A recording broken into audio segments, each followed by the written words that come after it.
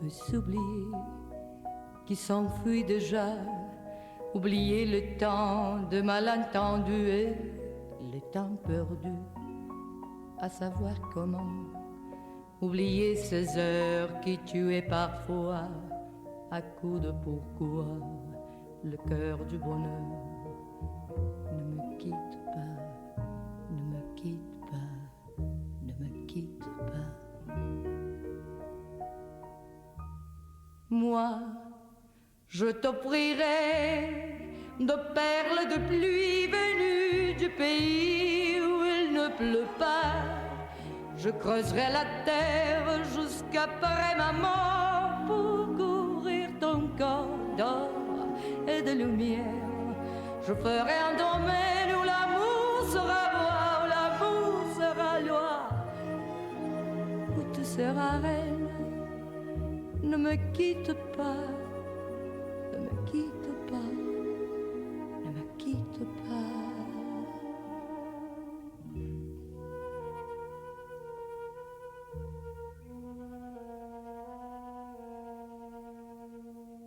Ne me quitte pas, je t'inventerai de mots insensés que tu comprendras. Je te parlerai de ces amants-là qui ont vu deux fois leur cœur s'embraser. Je te raconterai l'histoire de ce roi mort de n'avoir pas pu te rencontrer. Ne me quitte pas, ne me quitte pas, ne me quitte pas.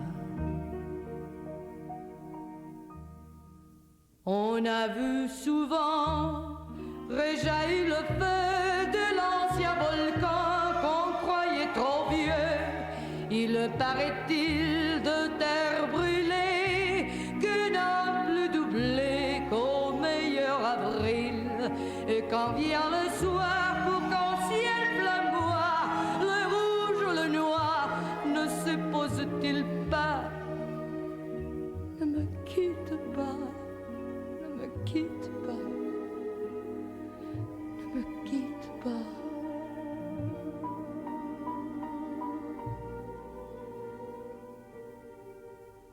Ne me quitte pas, je ne veux plus pleurer, je ne veux plus parler.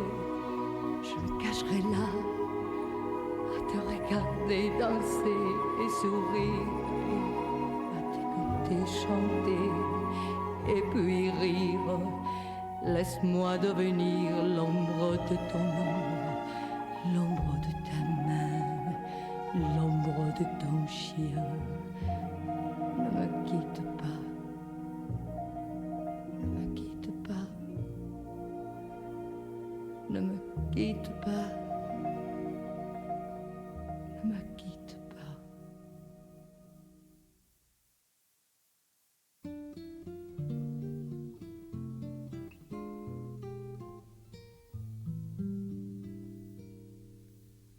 Manhã tão bonita, manhã na vida uma nova canção, cantando só teus olhos, teu riso, tuas mãos. Pois há de haver um dia em que virás das cordas do meu violão, que só teu amor procurou.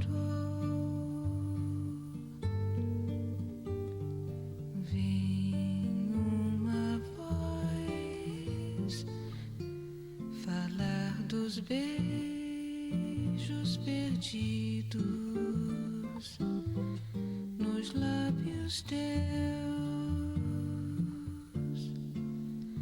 La la la la la la la la.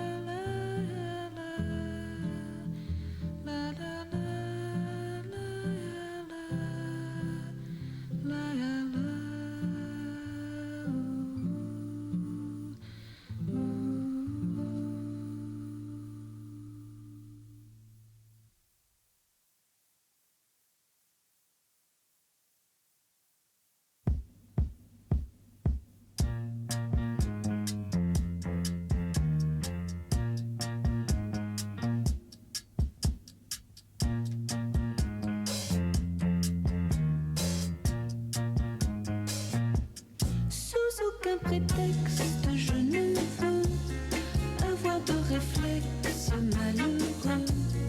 Il faut que tu m'expliques un peu mieux comment te dire adieu. Mon cœur de silex vite prend feu, ton cœur de pyrex résiste au feu. Je suis bien perplexe, je ne peux me résoudre aux adieux. Je sais bien qu'un ex-amour n'a pas de chance, ou si peu. Mais pour moi, une explication vaudrait mieux. Sous aucun prétexte, je ne veux devant toi surexposer mes yeux.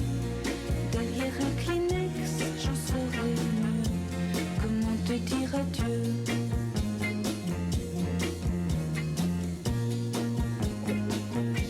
Comment te dire adieu.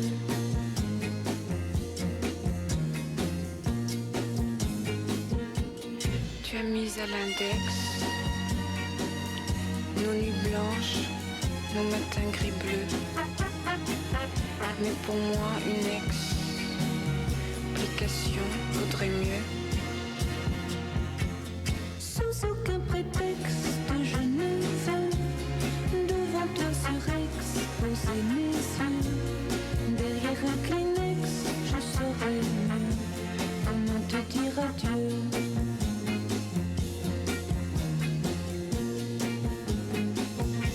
Comment te dire adieu.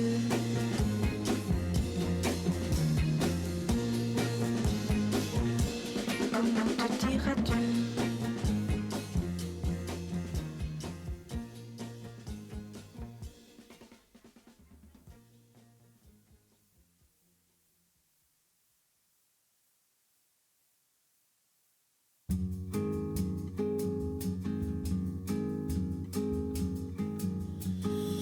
Un pas, une pierre, un chemin qui chemine, un reste de racines. C'est un peu solitaire, c'est un éclat de verre, c'est la vie, le soleil, c'est la mort, le sommeil. C'est un piège entrouvert, un arbre millénaire, un nœud dans le bois. C'est un chien qui aboie, c'est un oiseau dans l'air, c'est un tronc qui pourrit, c'est la neige qui fond. Le mystère profond, la promesse de vie, c'est le souffle du vent au sommet des collines. C'est une vieille ruine, le vide, le néon. C'est la pie qui chacasse, c'est l'averse qui verse des torrents d'allégresse. Ce sont les eaux de Mars, c'est le pied qui avance à pas sûr, à pas lent. C'est la main qui se tend, c'est la pierre qu'on lance. C'est un trou dans la terre, un chemin qui chemine, un reste de racines. C'est un peu solitaire, c'est un oiseau dans l'air, un oiseau qui se pose, le jardin qu'on arrose, une source d'eau claire, une écharde, un clou. C'est la fièvre qui monte, c'est un compte à bon compte, c'est un peu rien du tout. Un poisson à un geste, c'est comme du fifarchon. C'est tout ce qu'on attend, c'est tout ce qui nous reste. C'est du bois, c'est un jour, le bout du quai, un alcool trafiqué, le chemin le plus court. C'est les cris d'un hibou, encore ensommeillé, la voiture rouillée, c'est la bouche, c'est la bourre. Un pas, un pont, un crapaud qui croasse, c'est un chaland qui passe, c'est un bel horizon. C'est la saison des pluies, c'est la fonte des glaces. Ce sont les eaux de Mars, la promesse de vie.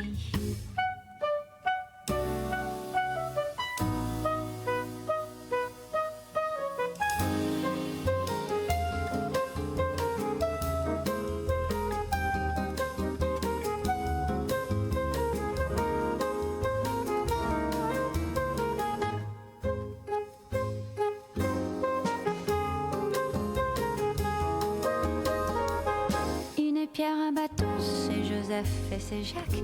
Un sapin qui attaque, une entaille au talon. Un pas, une pierre, un chemin qui chemine, un reste de racines. C'est un peu solitaire, un point, une bosse. Hello, darlings, I'm here. Un geste, Hold on a second. yep, un coup. L'hiver s'efface, fin d'une saison. C'est la neige qui fond, ce sont les eaux de Mars. La promesse de vie, turned on. mystère profond. Ce sont les eaux de Amateur. Mars, dans ton cœur tu te fonds. pierre, un chemin qui chemine, un reste de racines, c'est un peu solitaire, c'est l'hiver qui s'efface, la fin d'une saison, c'est la neige qui fonce, ce sont les eaux de Mars, la promesse de vie, le mystère profond, ce sont les eaux de Mars, dans ton cœur tu te fonds.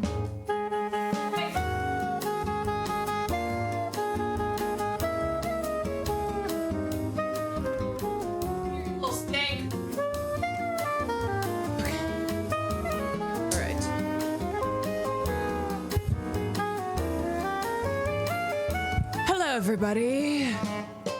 Hi. Okay, one second. Let me finish my stream title. What else are we talking about? We're talking about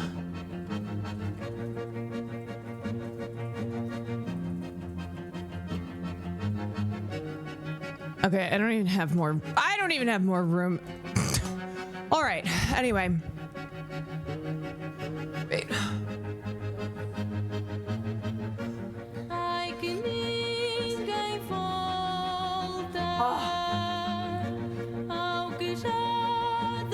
Oh, okay. Oh my God. Farley is peak levels of menace. Peak levels of menace today. Hi, y'all. How we doing? No, I haven't even had a Celsius. Oh, look who it is. You want to tell everybody what you did last night? You want to tell everybody the tricks that you pulled? Would you like to speak? Would you like to? Thank you for all the kind words on the photo shoot that I finally posted today. Finally got the pics. No, come over here. Yeah. Why don't you tell everybody what you did? Come here. Yeah, okay. Oh, I see you're trying to be all nice and hold on. Mother dropped her lipstick. I see you're trying to be all nice and cute now. Now that the chat is here. But let's talk about what you did last night. Okay. So, last night, first of all, I really am having a hard time moving my neck because for the 2 hours I slept last night, I slept wrong. And so, this is something that, it can happen in your 20s too, but in your 30s, just as you get older, I feel each decade, if you sleep wrong, the longer the consequences are. Yeah, sleeping incorrectly can fuck you up for days. So anyway, if I'm moving my neck weirdly, that's why. Oh, okay. Oh, I see you're resting. Oh, you're resting. Is it because you're tired? Is it because you are tired? All right. So here's what happened. Yeah. So this is body segment and Farley segment. Body segment and Farley segment combined. So fell asleep on the couch. Did you see what BD Wong wrote on Twitter? No. Is it? Oh, no. Wait, why did I?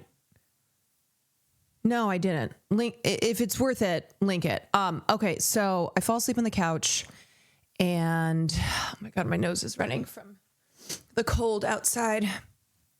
So wake up after a couple hours and move into the bedroom. And I have a hard time falling asleep right away when I wake up. I'm a very light sleeper and I have a hard time falling asleep. I have a hard time staying asleep. And unless I like drug myself, unless I take something like a melatonin or something like that. So I think it's like maybe 4 a.m. and we're like resettling in bed. And I hear him go, "Are you okay, bud? What's going on?" Oh, yeah, no, I'm talking about you. He's like, are you okay, buddy? What's happening? And I look over and Farley is being weird, but not in a concerning enough way for me to be like, oh, we need to go to the emergency room. He wasn't like walking in circles like he had eaten something and he was sick or anything like that. He kept being weird. He kept moving around on the bed, getting down. We weren't sure what he wanted. Got up to give him water, see if he wanted something to eat. And he was just being really emo. And we were like, what's going on? And so we were giving him a lot of attention. And I started looking around the house to see if I could see any vomit puddles, if there was like something he had gotten into and I missed it and he was having like tummy problems. Will got up to let him outside to see if he needed to go. Yeah, no, I see you jump down now. Yeah, no, he knows. By the way, this is a very smart dog. He knows what he did. He just jumped down. He's now at my feet and he's looking up at me like, oops. So Will lets him outside and he doesn't go to the bathroom, but he does like very dramatically lay down in the grass and he's just being weird, right? And now it's kind of creeping into 5 a.m. territory. I'm like, okay, what's happening? I'm waiting to see anything that would indicate, oh, I need to take him to the emergency room, right? And so we're giving him love and I'm like, okay, so he doesn't want to go to the bathroom. We come back into the room and Will's like, okay, I'm just going to try to go to sleep. I don't know what's up with him. And so he starts doing it again where he's just moving around weirdly on the bed. And he's just kind of like he's doing strange things. He finally heard that Cutie and Ray roasted him for his Halloween costume. Well, that's mother's fault. And then he keeps getting up, but usually if he wants to go to the bathroom, he'll scratch at the door or he'll sit at the door. And anyway, all I can say, describe him as behaving as strange. So because Will had taken him out before, I was like, okay, you want me to, do you want to try to go outside again, go potty? He doesn't want to do that. And he like goes around to Will's side of the bed and he's just being like, something is up. Something is up. So finally now it's like 6 a.m. Look at him. Look at him.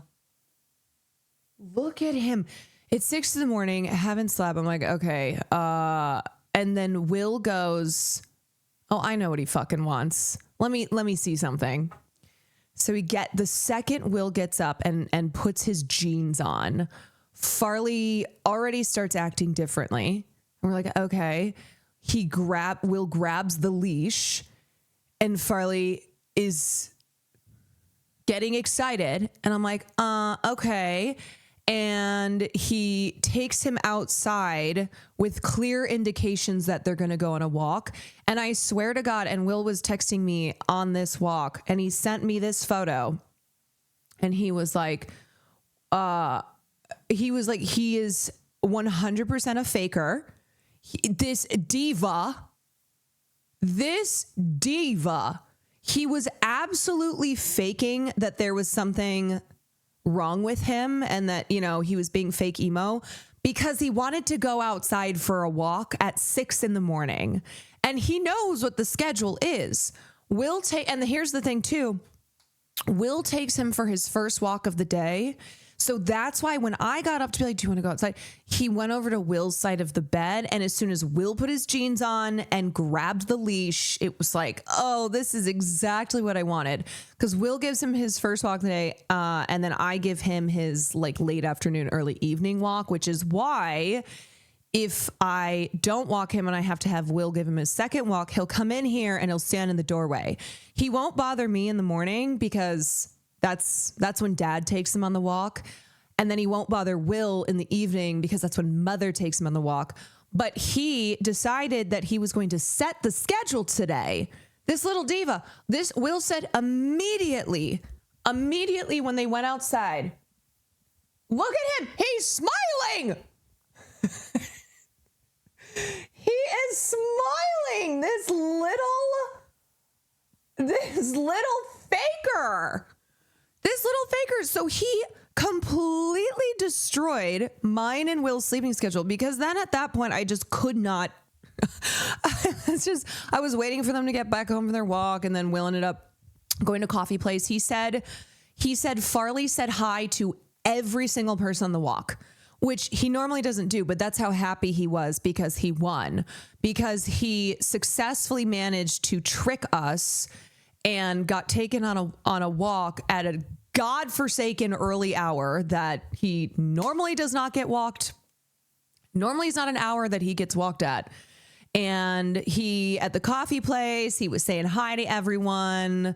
There were like landscapers nearby, and he ran over to say hi to, oh no, he knows exactly. He knows exactly. And that's why he came in here when I started stream and jumped in my lap and was like, hello, mother. You're not mad, mother, right? I don't know what happened at summer camp.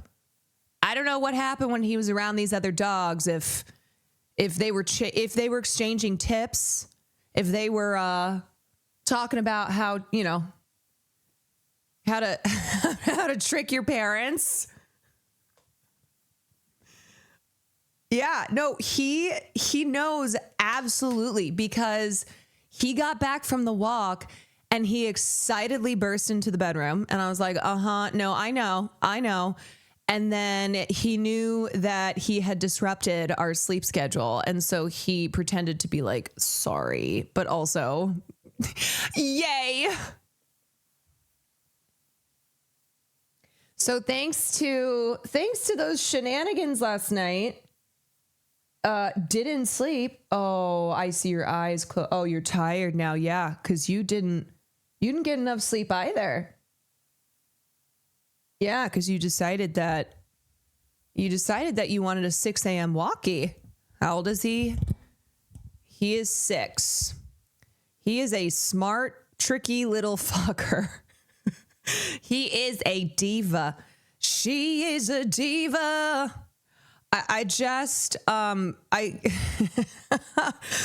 Will goes, he fully pretended to be sick to come home from kindergarten. It's like when you were in school and you just wanted to leave school and you wanted to be home, and so you would pretend to be sick. You'd be like, my tummy, I don't feel good.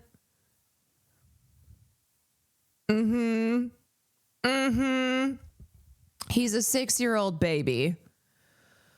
Jax, thank you for the 34 months. Gorans, thank you for the prime. Pete, thank you for the tier 1. Mommy, I fruit up. Anyway, y'all, if I'm a little bit scattered tonight, it's because I had a terrible night of sleep, and the 2 hours of sleep I got, I fucked my neck up. Oh boy.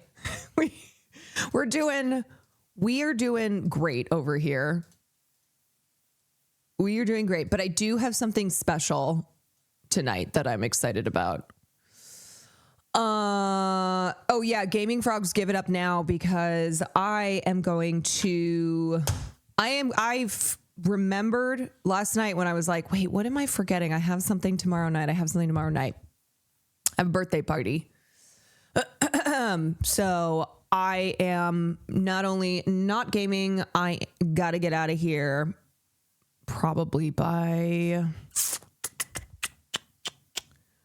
I'm gonna ask Sam when she's going. When are you going to the B-Day? A birthday party on a Wednesday night? Oh, hell yeah. It's a school night, but ain't no stopping us now. Yes, I want to look at the actors on actors lineup, because there's one in particular that I went, ooh, Also, I was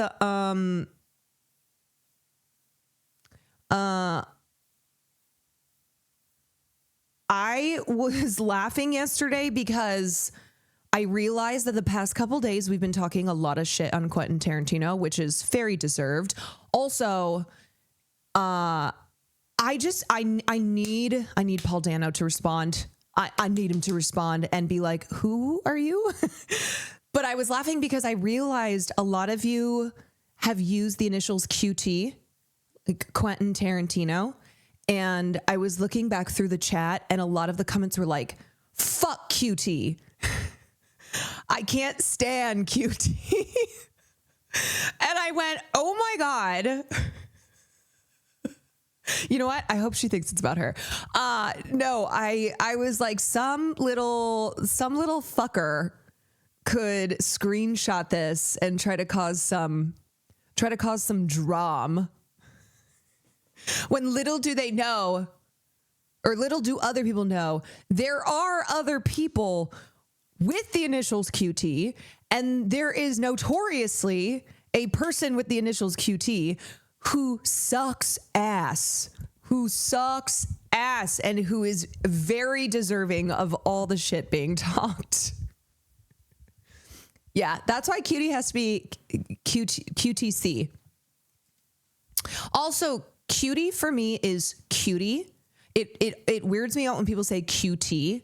Like whenever my mother is asking about cutie and she'll say QT, I don't like that, because to me that is QT is in saying initials versus cutie.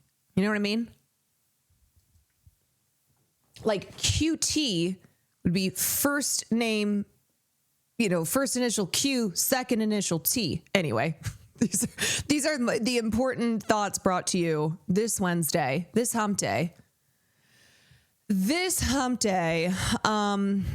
I mean, I guess if I get bored and feel like being the person to start some fake drama, I'll screenshot it and be like, whoa, what was happening? What was going on? It'll be like, maybe QT should just stick to being obsessed with feet. I'm like, whoa, people had a lot to say.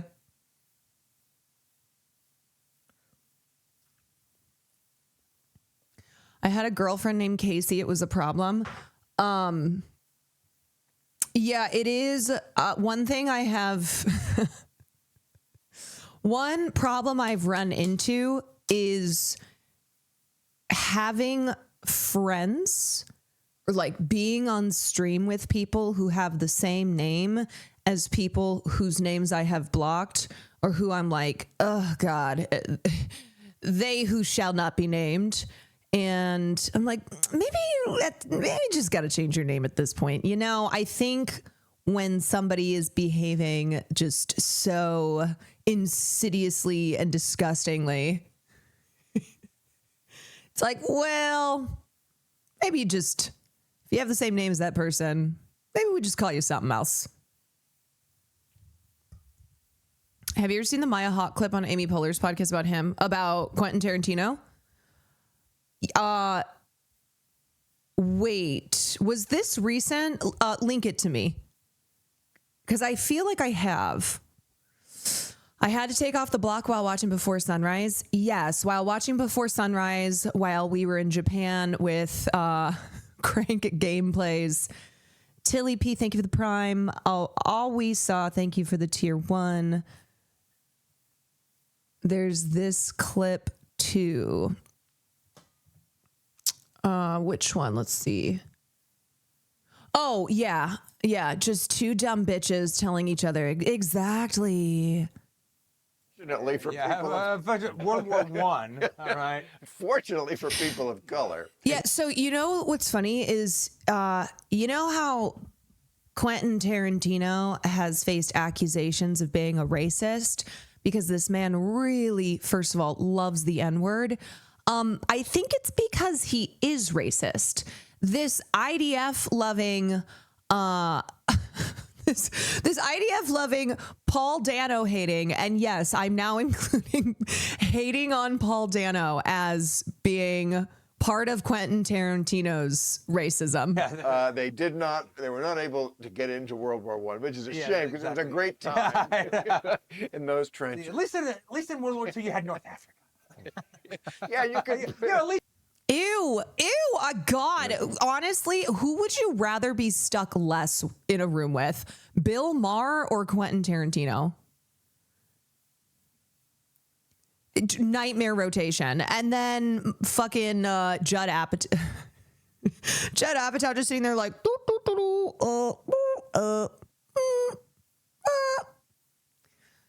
girl, I'd just kill myself in front of them. You know, I think I would feel like I'd have to resort to that as well. I think I'd feel, yes, that would be the only, thank you. That would be the only option to just dramatically end it all in front of them and be like, just so you know, I'm doing this because your presence is so disturbing. It is so, I would rather be dead. I would rather be dead than to have to be in a room with both y'all.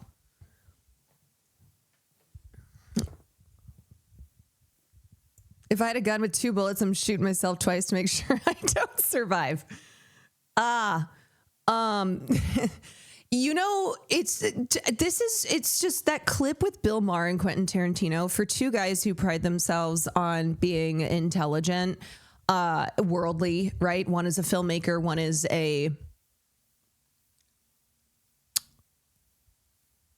I guess we'll call him oh, my neck. I guess we'll call him a political commentator.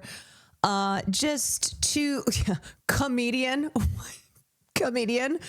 But 2 guys who are the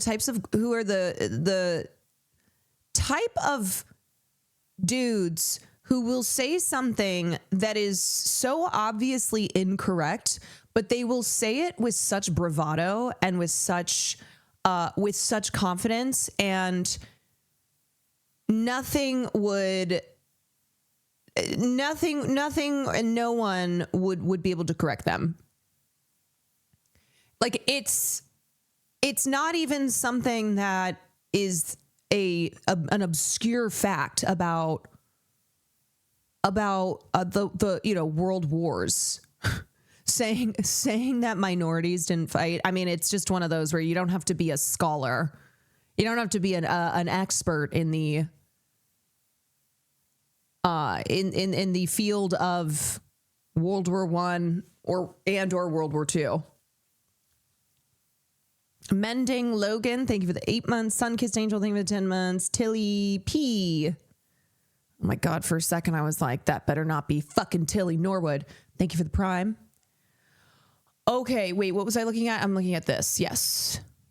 Of course, this always starts playing muted. Manson Yes, Chill. yes. Yes, I have seen this. You were in Once Upon a Time in Hollywood with like 5 actors. You were all playing Manson Yes, Manson yes, people, yes. Manson-ish people. Manson-esque. And did your mom give you, Uma Thurman is your mom, did she give you any advice about working with Quentin? Keep your shoes on. Keep your shoes on, right? That's right. Baby, keep them on, baby. And you're going to try to get... Keep them on, baby. Yeah, I would say keep your shoes on, and also don't let him sacrifice your literal body for his film. Because if you don't know,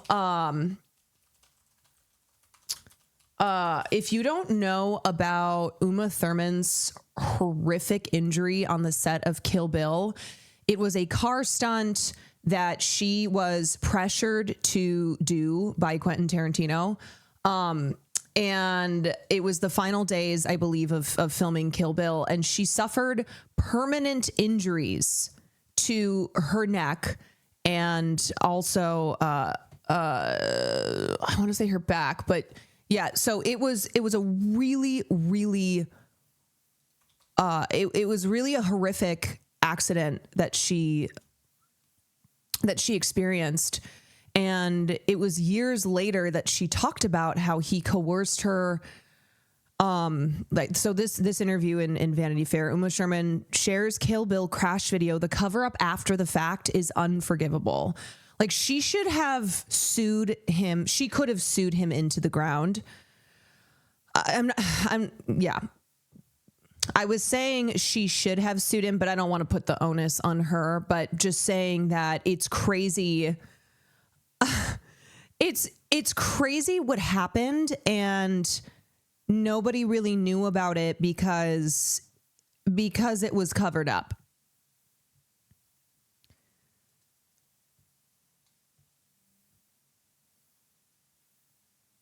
Lawrence Bender, the veteran producer of the Kill Bill movies, is apologizing to Uma Thurman after the actress came forward with a disturbing allegation of a cover-up over an on-set car crash in Mexico during the making of the series. But he also says, I never hid anything. I deeply regret that Uma suffered the pain she has both physically and emotionally for all these years from the accident that occurred on the set of Kill Bill. The safety of the professionals who work on the movies I produce is vital to me. I never want to let anyone down. In a February 3rd feature by Maureen Dowd, the actress recalled to the New York Times writer that she was asked to do a driving stunt herself for a famous scene for Quentin Tarantino's Revenge Killer. Tarantino said, "I promise you the car is fine. It's a straight piece of road," Thurman told Dowd, adding that the director told her, "Hit 40 miles per hour or your hair won't blow the right way and I'll make you do it again." But that was a death box that I was in. The seat wasn't screwed down properly. It was a sand road and it was not a straight road. On Monday, she released a dramatic on-set video. Oh, shit, it's not available. On-set video showing her driving a convertible and careening into a tree. The actress wrote that Tarantino was deeply regretful and remains remorseful about this sorry event and gave me the footage years later so I could expose it and let it see the light of day. I'm sure that he is so deeply regretful. A 1-minute, 47-second video that accompanied the Times article online shows Tarantino coming over and appearing to check on the actress after the crash. Yeah, maybe to see if she was still fucking alive. He was probably already evaluating, like, okay, who else could we have replace Uma Thurman if she's dead and I still need to do reshoots and finish these final scenes?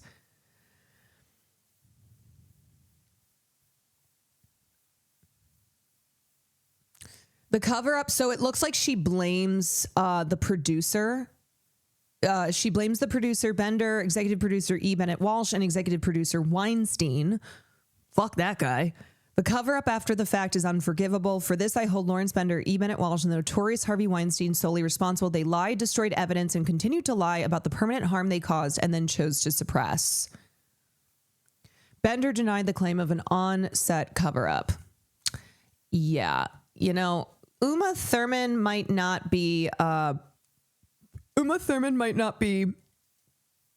throwing Quentin Tarantino under the bus here, but I certainly will.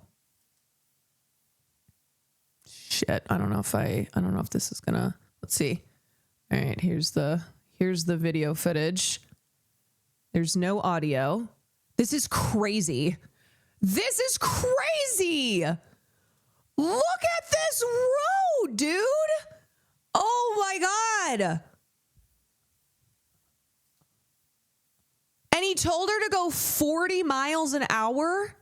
40 miles an hour or her hair wouldn't blow and he would make her do it again. Jesus. Okay, so anyway, that is the crash video. So if I were going back to this Maya Hawke clip. You were in Once Upon a Time in Hollywood with. If I were Uma Thurman giving Maya Hawke advice on working with Quentin Tarantino, I would not only talk about keeping your shoes on. I would talk about don't let him pressure you into doing a very physically dangerous stunt that could potentially disable you for the rest of your life. It's like 5 actors. You were all playing Manson Yes, people, Manson-ish people. Manson-esque. And did your mom give you, Uma Thurman is your mom, did she give you any advice about working with Quentin? Keep your shoes on. Keep your shoes on. Baby, keep them on, baby. And you're going to try to get... Keep them on, baby.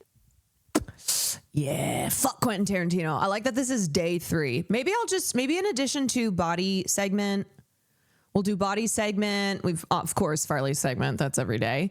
We'll do fuck Quentin Tarantino segment. Because there's a lot out there. Amy was the only not terrible person in the top 10 podcasts of the year. That's a sad sign. Doesn't he live in Israel now too?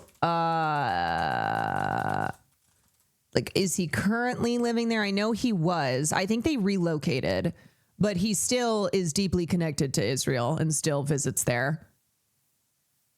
He lived in Tel Aviv with his wife for, oh wait, never mind. I see a story that he just bought a $13.8 million property in Tel Aviv. This is from April of 2025. Cool.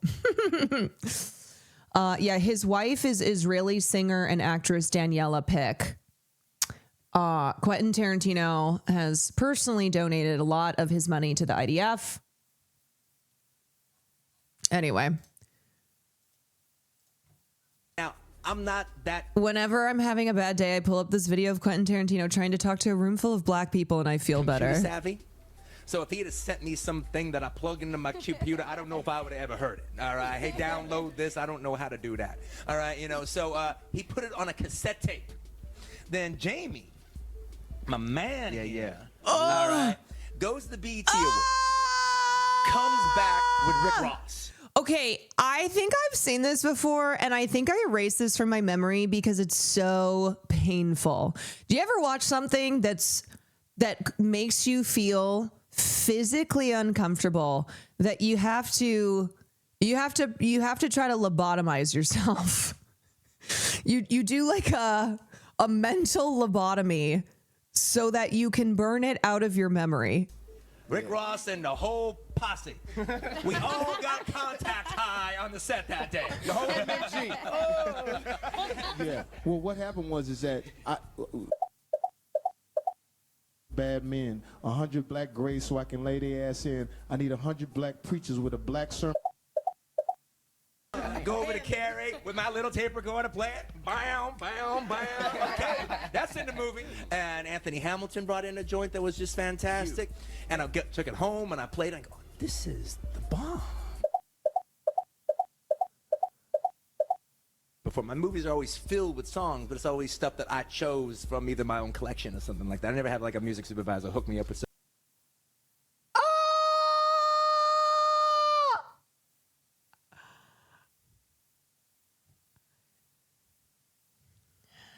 You ever look at a man and think no one's ever once knocked this man on his ass and told him to shut the fuck up in his life, have they? Yeah, I would love to know if anyone has ever just snapped on Quentin Tarantino. Or if it's always just been a like you try not to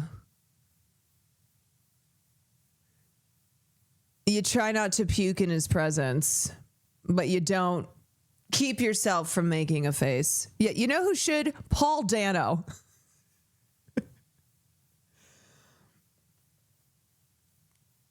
Oofda. Emily, thank you for the 3 months. You did not have to mother that hard on Instagram today, Queen. Thank you so much. Elsky, thank you for the 5 months. Fratello Rosso, thank you for the 15 cup of pasta. Thank you for the 18. Oh, definitely Roger Avery, his once writing partner. Yes, I have to believe that people have been like, why don't you, this motherfucker never shuts the fuck up. Why don't you shut the fuck up for once in your life? I agree with Jordan's take that he's creatively stunted himself by not producing anything lately. QT seems to have, QT, see now I see cutie and I say cutie. QT seems to unfortunately have gotten more racist over time. Still love about half his movies, Jackie Brown, Kill Bill, Death Proof, Pulp Fiction, True Romance, though he didn't direct. But he's a white guy, shrug, and I honestly don't expect better of him, so whatever. He just sounds so conservative. I guess that's what moving to Israel does to a guy. He seems frustrated and creatively stunted. Most of his peers have made at least 12 to 20 movies in the time he's been at it. That experience helps you grow as an artist. He's chosen not to grow. It's like he's been retreating into himself since Inglourious Bastards. And I think it's because of his whole ass gimmick, right? Quentin Tarantino, I think a big part of his genius too has resided in the fact that Quentin Tarantino will only make 10 movies and only 10 movies. And it's always kind of been part of like the lore. It's been this very, it adds like a, it adds like this element to the Quentin Tarantino, just kind of fantasy that superfans have of him, where it's like the mythos of Quentin wrapped up in him only making 10 films in his lifetime. And frankly, he's just sniffing his own farts. It's so self-important, and it's so who gives a shit. Truly, who gives a shit if you make more than 10 films, if you made less than 10 films, who cares? And I think, honestly, I agree that he's creatively stunted. I agree that in trying to fulfill this Quentin Tarantino, almost mythological figure that he's created for himself, he just seems pissed, and he seems stunted. Right, this self-fulfilling prophecy.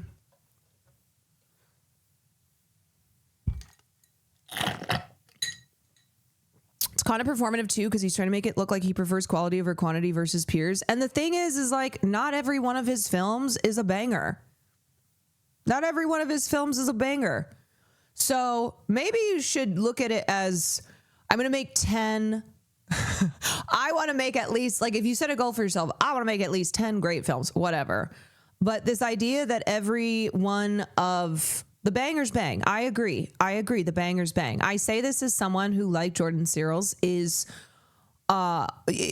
still a fan of what I consider to be his greatest films. But I don't think every Quentin film is a banger. And I think this whole 10 movies and 10 movies only bullshit. It's like, dude, I don't think people would care if you made more than what you initially said you would make.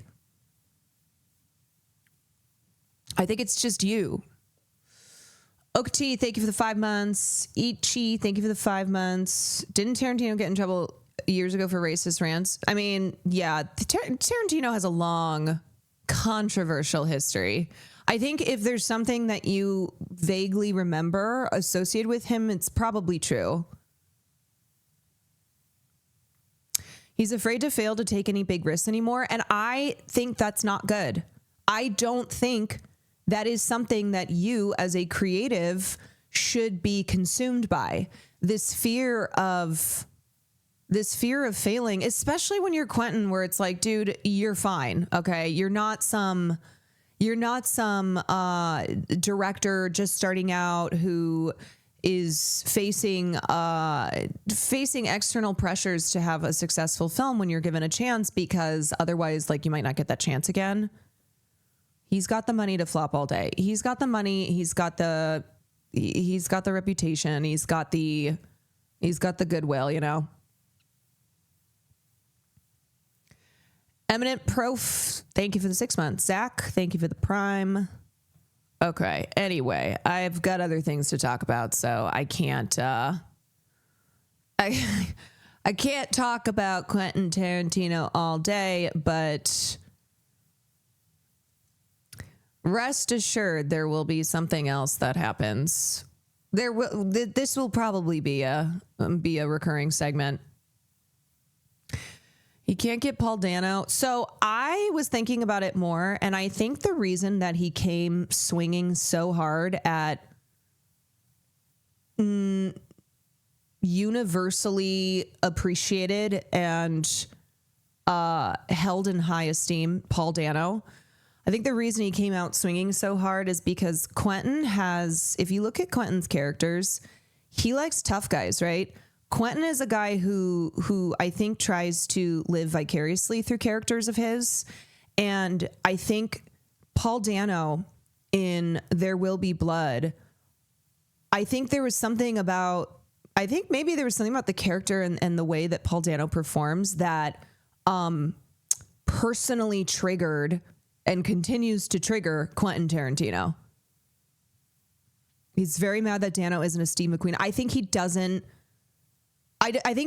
like that Paul Dano is a character actor, which is why so many people, which is why he's been so highly regarded as an actor because he is a great character actor. From memory, did he go after Dune and Denis Villeneuve? That sounds right as well.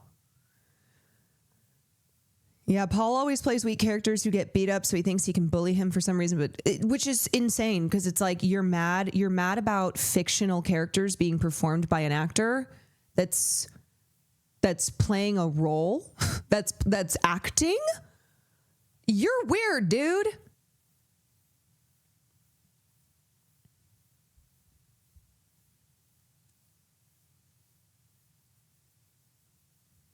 Yeah. And that's why he looks at someone like Austin Butler, who is very different from Paul Dano, and who I don't think, he was 15 at the time, but if the film came out now and Austin Butler were cast in it, it's a very different performance. And frankly, I don't think it works for that character. But that's the kind of way that Quentin's brain works, where he looks at somebody like Austin Butler versus a Paul Dano, and he himself wants to be Austin Butler. Okay, anyway, Spotify's top 10 podcasts of 2025. The Joe Rogan Experience, This Past Weekend with Theo Vaughn, The Mel Robbins Podcast, Alex Cooper's Call Her Daddy, Crime Junkie, The Sean Ryan Show, The Tucker Carlson Show, New York Times The Daily, Huberman Lab, and Good Hang with Amy Poehler. Yuck. Yike-a-rooney. Why isn't Let Me Know on this list? That's crazy. Our data must have gotten lost in the Spotify Wrapped. Oofda.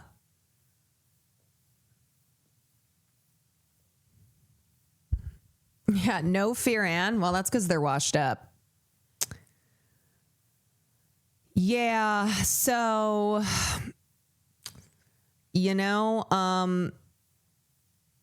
this is just another example of when people try and pretend as if leftists have some great hold over culture and politics. And it's like, okay, just look at the Spotify's top 10 podcasts of 2025. The most to the left of these being what?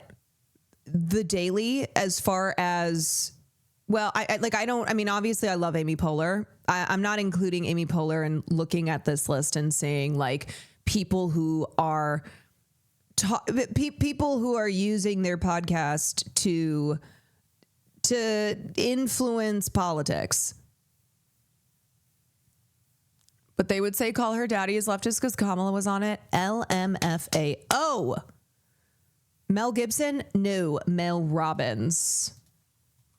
Not Mel Gibson. That would be crazy. So Mel Robbins is this lady right here with these glasses. And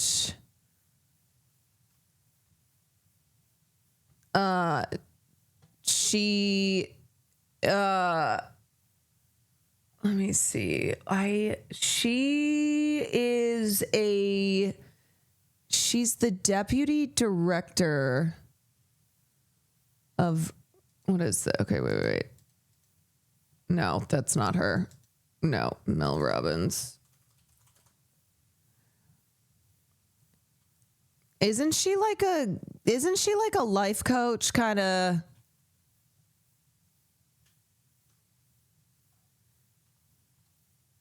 Isn't she like a here's 7 habits to change your life? The Body Reset, how women should eat and exercise for health, fat loss, and energy. Yeah, it's that kind of vibe.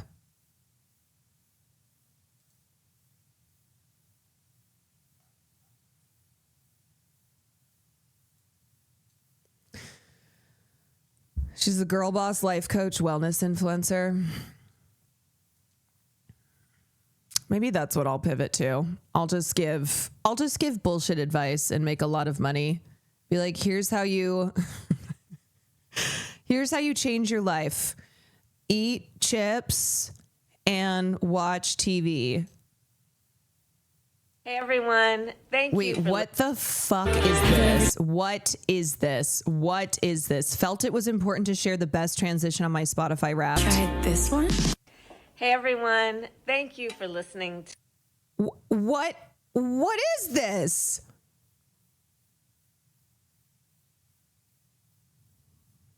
Baby, you got something. What? Why Have you ever tried this one? Why is Kamala Harris on this person's Spotify Wrapped?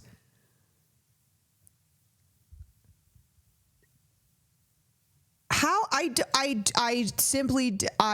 is it? Thank you for listening to my book, my audiobook, 107 Days. You know, I wrote it at this very table, and it's a labor of love. And I thank you for taking the time to listen to it. And just take care. Be well, all right? And hope you enjoyed the book. See you later. Thank you. Hey, everyone. Thank you. Oh, this is cursed. Oh, this is cursed. Wow, people actually listen to the audiobook of 107 Days. I mean, yeah. I mean, I'm not surprised because there are still K-hivers out there taking any and all opportunity to scream in the face of leftists about how they're the reason that Kamala Harris lost. K-hivers who see immigrants being brutalized by the Trump administration and are like, won't feel bad. This is what you voted for. Haha, fuck around and find out. I'm like, do you think you're a good person? Do you think you're a good person? Yeah, gleefully looking at ICE raids in, say, Dearborn, exactly where they look at that and go, well, maybe Dearborn should have voted for Kamala Harris. I love the, first of all, I just, the evil mindset you must have to feel anything but horror at watching immigrants be treated this way, at watching people be treated this way, right? But also this self-assuredness that every person who's being targeted by the Trump administration voted for Donald Trump, you know? It's like this attitude of, ooh, I see something cruel that Trump's administration is doing, and I celebrate because I know for a fact that every one of those people voted for Donald Trump. That's the K-hive. That's the K-hive mentality. Yeah. Undocumented immigrants illegally voting for Donald Trump.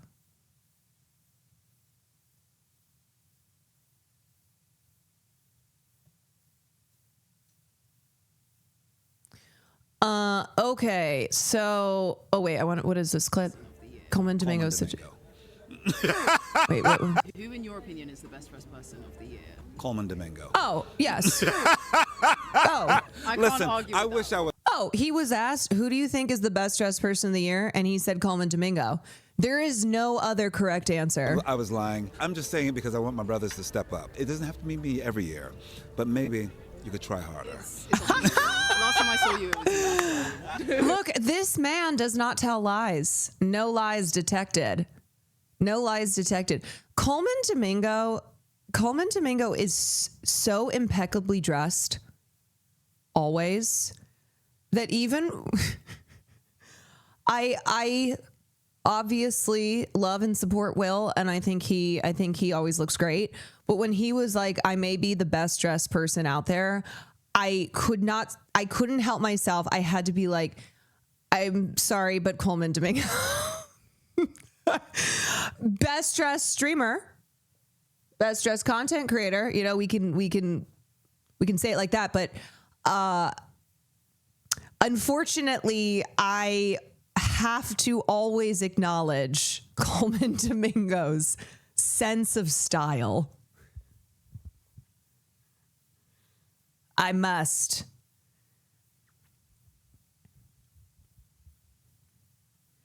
Lee Pace too.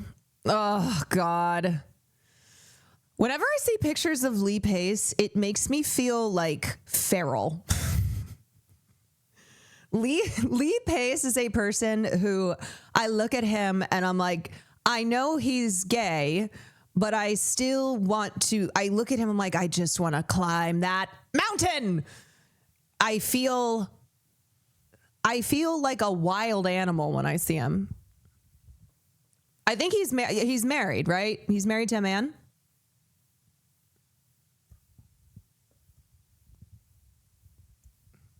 He's bi. Oh, I'm doing bi erasure, but he is married. He's married, so it's because you're a gay man spiritually.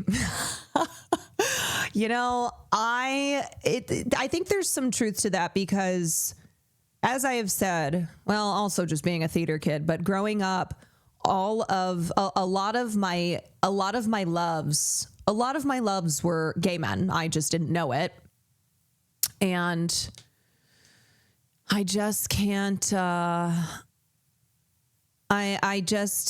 can't stop, won't stop.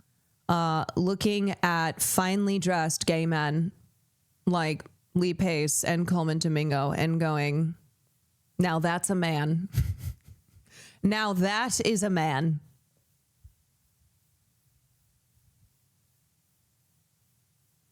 Coleman is gay. You must be joking. Oh God, it's like Sam all over again. It's like Sandwich all over again.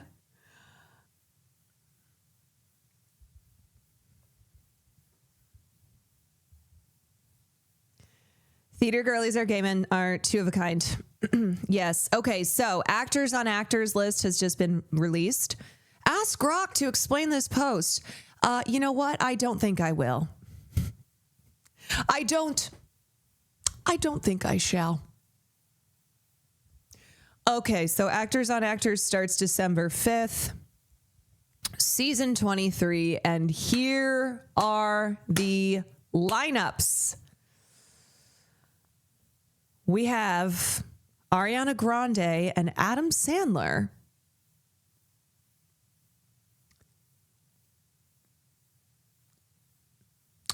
Interesting. Interesting. Very random. I mean, a lot of times these Actors on Actors do feel very random. They do intentionally try to match up people who you may not expect together. Okay. Julia Roberts and Sean Penn.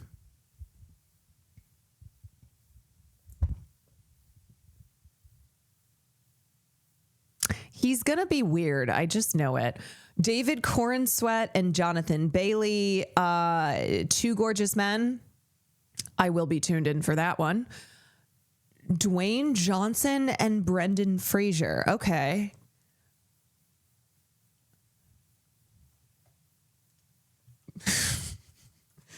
I gotta be for real. I want to tune in for Brendan. I'm not itching to tune in for Dwayne Johnson, but if I must,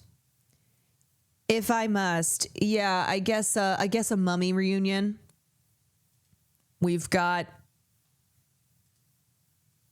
Rick O'Connell and the Scorpion King, which is truly one of the worst instances of CGI I have ever seen. I still watch the film over and over again, and I still laugh every single time. Whoa, he's back. Heard his life was blacklisted. Where were you in 2022? That was the year of Brendan Fraser's return 3 years ago when he did The Whale, when he won the Oscar for it. He was blacklisted, but no, 2025 is not. 2025 is not Brendan Fraser return, like triumphant return. Okay, Gwyneth Paltrow and Jacob Elordi. You know what? I think I'm sad. I think I am sad. Wait, what was the Gwyneth Paltrow? What was the Gwen? What was her comment recently? I think it had something to do with Timothée Chalamet.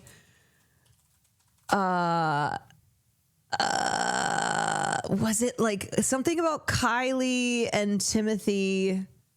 I don't know. I mean, Gwyneth is also always giving us. She's always giving us one-liners.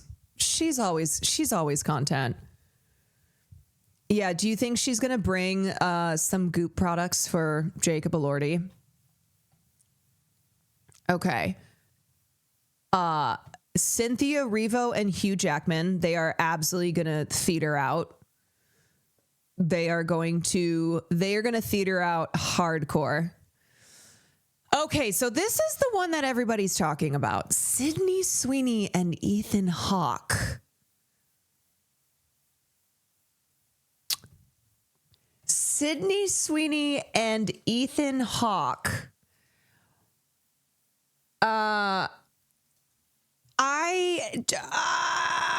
This feels mean. This feels not nice to Ethan Hawke. You like it? Okay. I wonder if I got to keep it a buck. I wonder if this is going to be the energy of Chloe Sevigny and Kim Kardashian. Not that I think as far as being completely vapid and void of any creative thought, any like true film interest. I don't think Sydney's as bad as Kim in that department, but I feel like it's kind of a similar matchup. Perfect reaction to the Ethan Hawke and Sydney Sweeney pairing.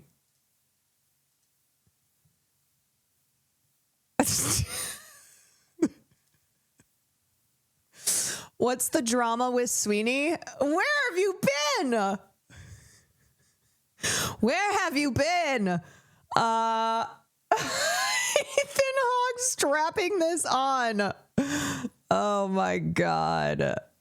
Yeah. Sydney Sweeney and Ethan Hawke, which is to air on December 11th. Where's that chatter been?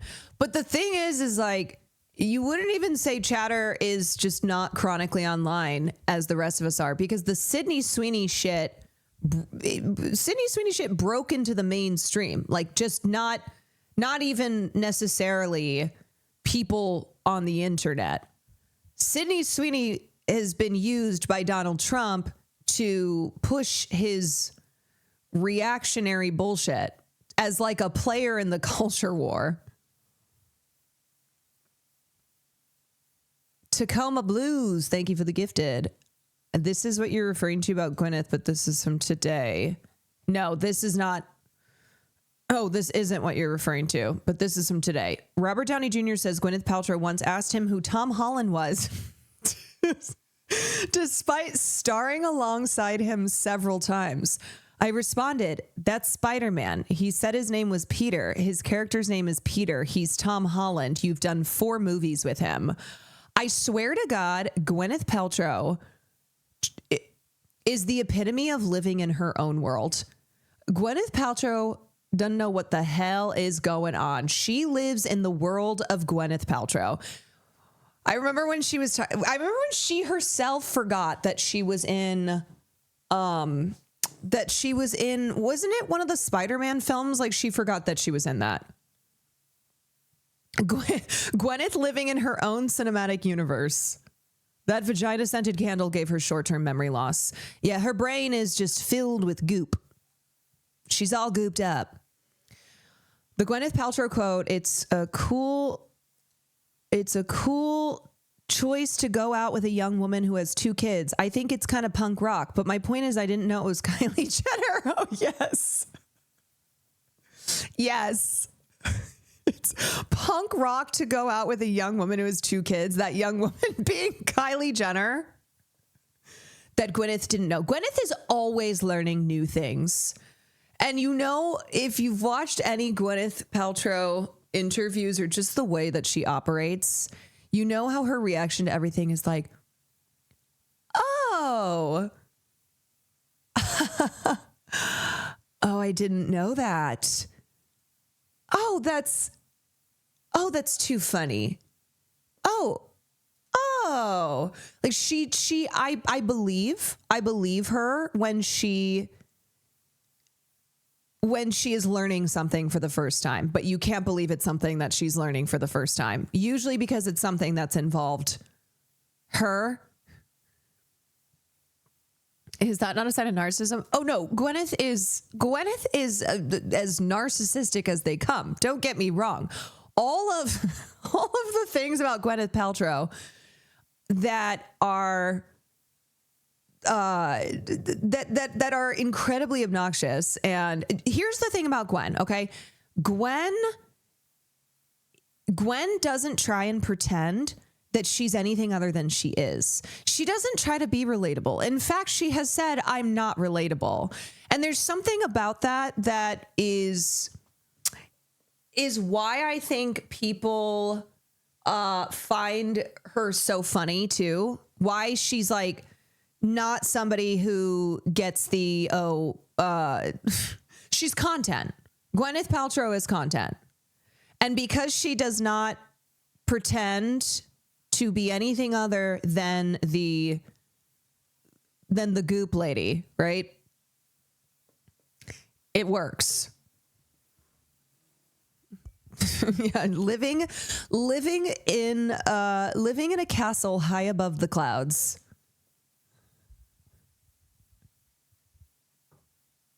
She's very honest about who she is. Oh, yeah. Gwyneth Paltrow. Okay, so this is the full thing. Gwyneth Paltrow on meeting Timothée Chalamet on the set of Marty Supreme. I first met him at the costume test. I was asking him questions, trying to get to know him. Everyone makes fun of me because I don't know anything. See? Because I don't know anything. I was like, do you have a girlfriend? And he was like, I do. He mentioned that she had kids. And I was like, that's so cool. I really love to hear that from a young man like you. It's a cool choice to go out with a young woman who has 2 kids. I respect it. I think it's kind of punk rock. But my point is, I didn't know that it was Kylie Jenner. This is just quintessential Gwyneth Paltrow. The lady is in her moon tower. Yes.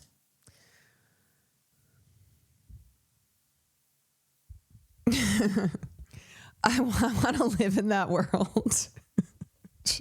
A world where you're so disconnected from reality, but also you don't try and pretend anything else.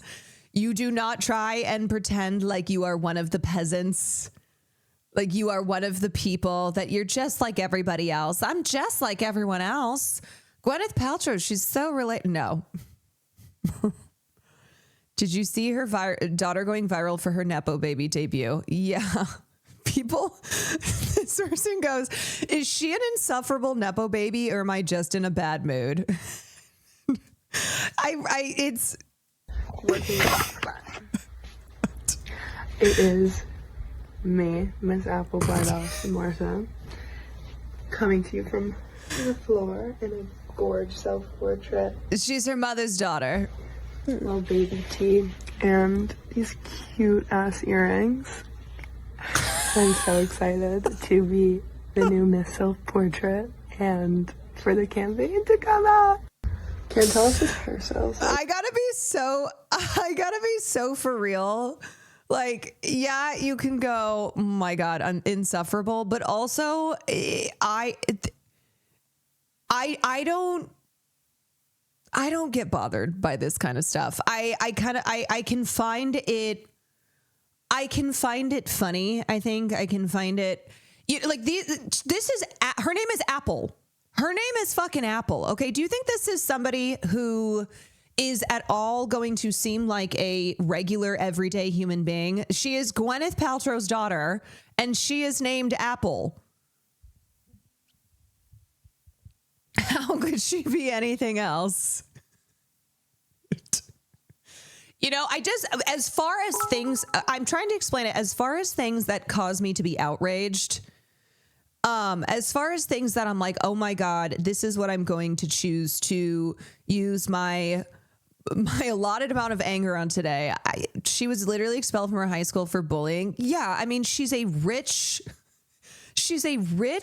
Nepo baby who's pretty, whose mother is Gwyneth Paltrow. I don't expect her to be anything other than a brat, than a privileged brat, you know?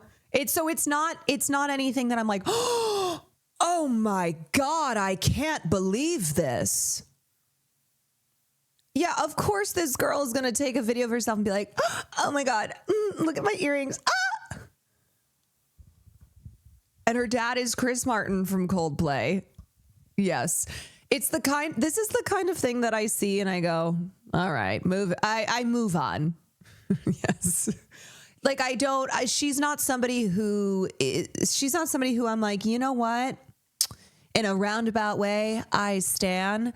No, not in the way that I am still intrigued by Gwyneth Paltrow. You know, she's the Nepo baby of Gwyneth Paltrow that I go, of course she's this way. Yeah, I don't go out of my way to keep up with Apple Martin. There's just too many things. I gotta be for real. There's too many things for me to get incensed about than Apple Martin behaving in the exact way I would expect Apple Martin to behave. And in fact, just Apple Martin being at all a part of my brain is not something that I need to have.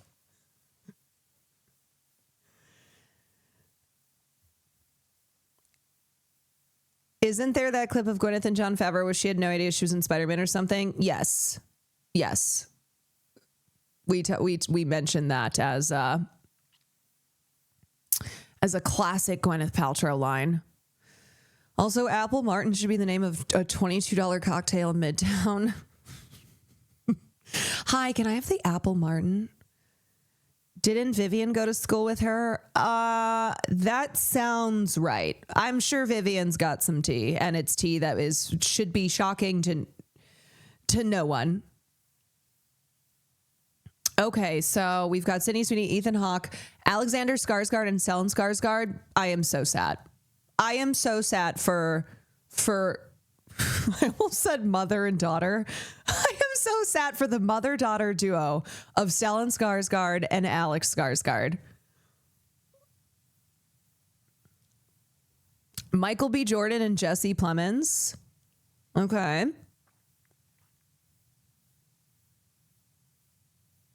I think that could be interesting. Kate Hudson and Jeremy Allen White. I feel like Kate will be very funny and Jeremy will be very serious, but then she'll try to get him to laugh. Yeah. Kate will be trying to keep the conversation light and fun. And Jeremy Allen White will be like, I am a serious actor. Oscar Isaac and Tiana Taylor. Two beautiful people. Must be sad. Two gorgeous human beings. Colin Farrell and Jessie Buckley. I like this combo. Is Jessie, is she Irish? I can't remember. Yes, she's Irish. Okay, so we've got two Irish mad lads. And then Jennifer Lawrence and Leo DiCaprio. This might be a stupid question, and maybe I'm just having a brain fart. Yes, they have been in a film together. I was like, have they? I know that they're starring in. They've got films upcoming. I couldn't remember if they had been in something together, but they were both in Don't Look Up. I know she's gonna say some shit. Yeah, I'm trying to think of what this conversation may be. Because they are they're both, you know, major international stars. Leo is obviously 15, I don't know, years older than Jen, but I kind of put them in the same category of superstar, of like, even though Jennifer took that break, you know, she's back now, but two people who have truly reached as high as you can go in terms of success in Hollywood. Yeah, Jennifer Lawrence is too old for him, so like, and she's married and has a kid, but even if that weren't the case, it's still too old for him. Okay, so that's the pairings that we have. You know, I would have loved to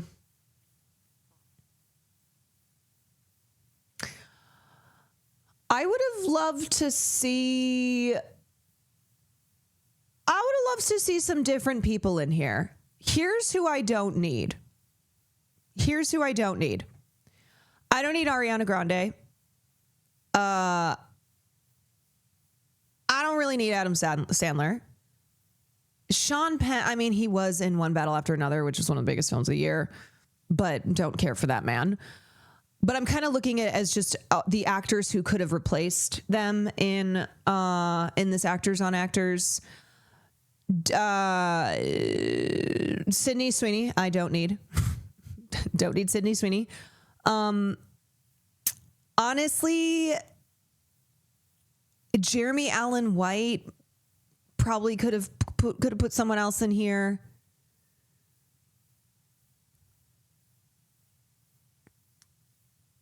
Leo, it's like here, you know, I'm trying to think of kind of my stipulations here. I don't need to see another interview, something like this that Leo DiCaprio is doing. I would have liked to see, yes, I think Benicio del Toro would have been a good pick. I think Renata Reinsve. I cannot say this actress's name. I apologize. Renata Reinsve. Renat Reinsve.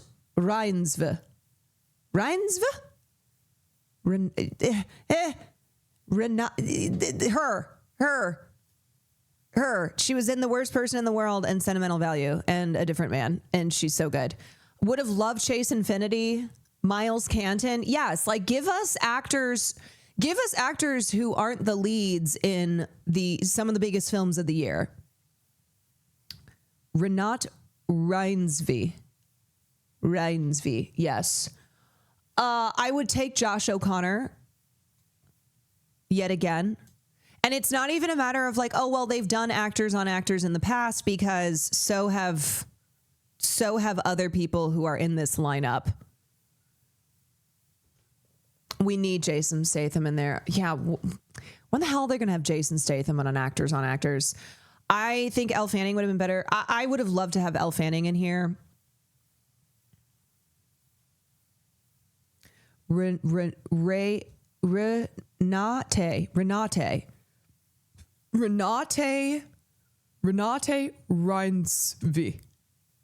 Renate Reinsve. Okay. Renate Reinsve. Let me commit that to memory. Is she having a stroke? No, I'm not having a stroke. I'm just trying to pronounce the name of Norwegian actress Renate Reinsve. Jessie Buckley. Yeah, throw Jessie Buckley in here.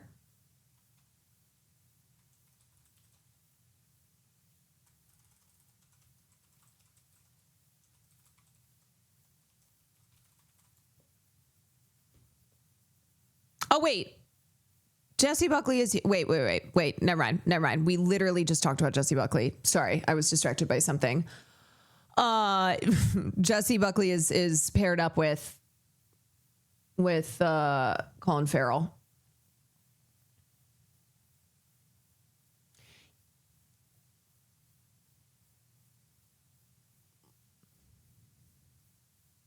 Elle Fanning was in Sentimental Value. I think Elle Fanning is great. Yeah, I wonder if they asked Emma Stone and she said no. That's possible. 'Tis possible. You know who else? You know who else I would want there is like Regina Hall. I think Regina Hall, especially because I think Regina Hall was low-key one of the best parts of One Battle After Another, and I think her character is actually one of the most tragic, and I feel like her story was wrapped in a way that I just felt I felt really hollow. I don't know. Like the film, and I don't even know if I don't know if that really made as obvious of an impression on people as it should have because of the way that the film overall ends. Like I just don't think I don't know. I think Regina Hall is really one of the most tragic characters of One Battle After Another. I needed more of her and less of Leo. Yeah, I agree. Okay. Hannah Einbinder would have been cool. So Hannah Einbinder would not have made sense for an Actors on Actors because she's not in a major film this year. Hannah would be there if they were doing like, if they were matching up actors on popular TV shows, but no, it's not just like, oh, who do we love and who's great? This is film and it's for award season. Which one are you most excited for? I think I'm most excited for the Skarsgårds. And then also Gwyneth Paltrow and Jacob Elordi, because I do believe that she is going to say multiple comments about how pretty he is. I think she's going to like not come off as a cougar, so to speak, but I think she'll definitely, I just think I think there's the potential for content. I think there's the potential for content. But yeah, I'm pumped for the Skarsgårds. We got Gwen and Jacob Elordi. I would say the Irish lineup. I also love Oscar Isaac and Tiana Taylor as performers. Yeah. Gosh, you're tall. Wow. Can you stand up? I'm sorry. Can you just stand up for a second? I just want to see. Wow. Wow. Yeah, you're really tall. You know, it would have been nice to, when I was a younger actress, have been with actors like you who you're just so tall, you know?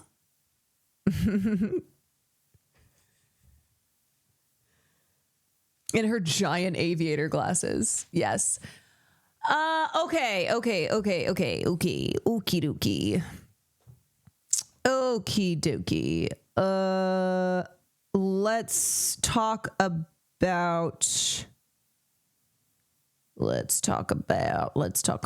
some other stuff that I didn't get to this past week. Bio Lilith, thank you for the tier 1. N-Train, thank you for the bits. Apple didn't fall far from the tree. I'm sorry I missed that when you commented at the time, because that's a good one. The apple didn't fall far from the tree. Props. Bossa Nova Babe, thank you for the 26 months. To get you to finally talk about it, I'm going to talk about this, and then I'm going to talk about Essay Girl. We're going to talk about failing upwards because you suck ass at writing, but you can use the culture war to your benefit and land yourself a slot on Fox News. Probably she'll have a speaking engagement with Turning Point USA. You know, that's how it goes. Okay, so let's talk about this Diddy Jurors thing, and then we will talk about the story of the trans TA who was put on a leave of who's put on leave, and then the fucking dumbass who's now on Fox News doing her Riley Gaines tour. Okay. Diddy jurors reveal reasons behind mixed verdict in Netflix doc. Cassie, quote, wanted to be with him and domestic violence wasn't one of the charges. All right, so get ready. I'm just going to prepare you. Get ready to be mad. There are many voices in the new Netflix docuseries Sean Combs: The Reckoning, but some of the most intriguing are two of the jurors which delivered Sean Diddy Combs a split verdict in court this year. Jurors 160 and 75 both spoke as part of director Alexandria Stapleton's project, giving intriguing information on how they interpreted the accusations against Combs in court and how they think his celebrity might have influenced their verdict. Combs was on trial on charges of sex trafficking by force, transportation for the purposes of prostitution, and racketeering. His New York City trial began on May 5th, 2025, and the jury delivered a verdict on July 2nd after 3 days of deliberation. They ultimately found Combs guilty on the 2 counts of transportation for the purposes of prostitution, but acquitted him on the sex trafficking or racketeering charges. The mixed verdict landed Combs in prison for 4 years, including time served, a mild sentence considering that he faced life behind bars. Juror 160, a millennial woman, identified herself as of that generation who basically grew up listening to the music that he was involved in. From Biggie to 112, I even like Day 26. I wasn't a personal fan of his, but in general, the music. She said a critical part of the verdict was the actual charges brought forward. The music mogul's violence toward his longtime girlfriend, Cassie Ventura, which Diddy showed plainly in an infamous video released by CNN, was not part of the discussion. And one major strategy by the defense, which I talked about when I covered this trial, was that the defense knew that video was damning. They knew that video was going to be used by the prosecution, had already made the rounds with the general public.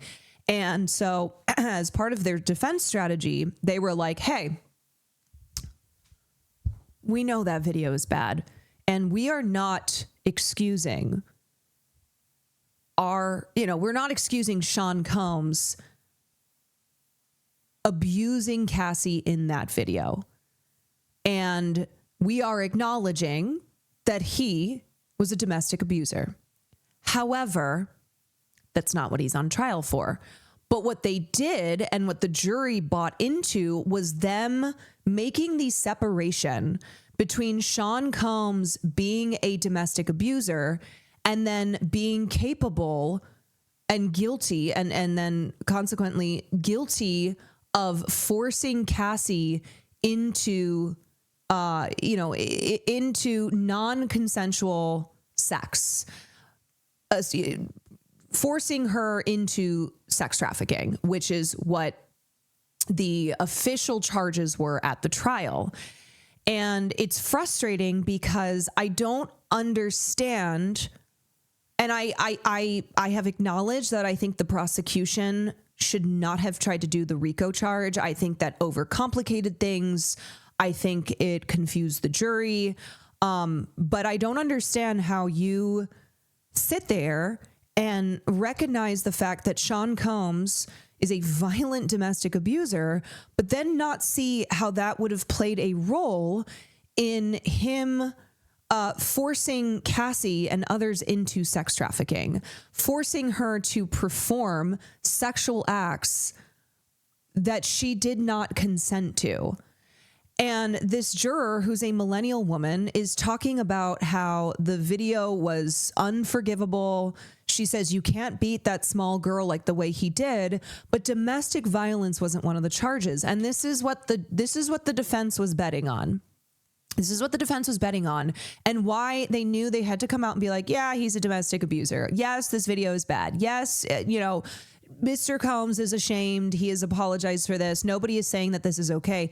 But he's not guilty of these charges. And it worked on the jurors. Meanwhile, juror 75, a middle-aged man who said that before the trial he had zero knowledge about Combs, said he was confused about how guilty Combs could be when his Ventura, when he and Ventura had stayed in their on and off relationship for 11 years. This makes me want to rip my hair out. And this is why I covered the case the way that I did, and why I spent, and also in addition to the Combs case, I talk about this topic frequently, because our cultural understanding of abuse is still awful. We have so much education still that needs to be done.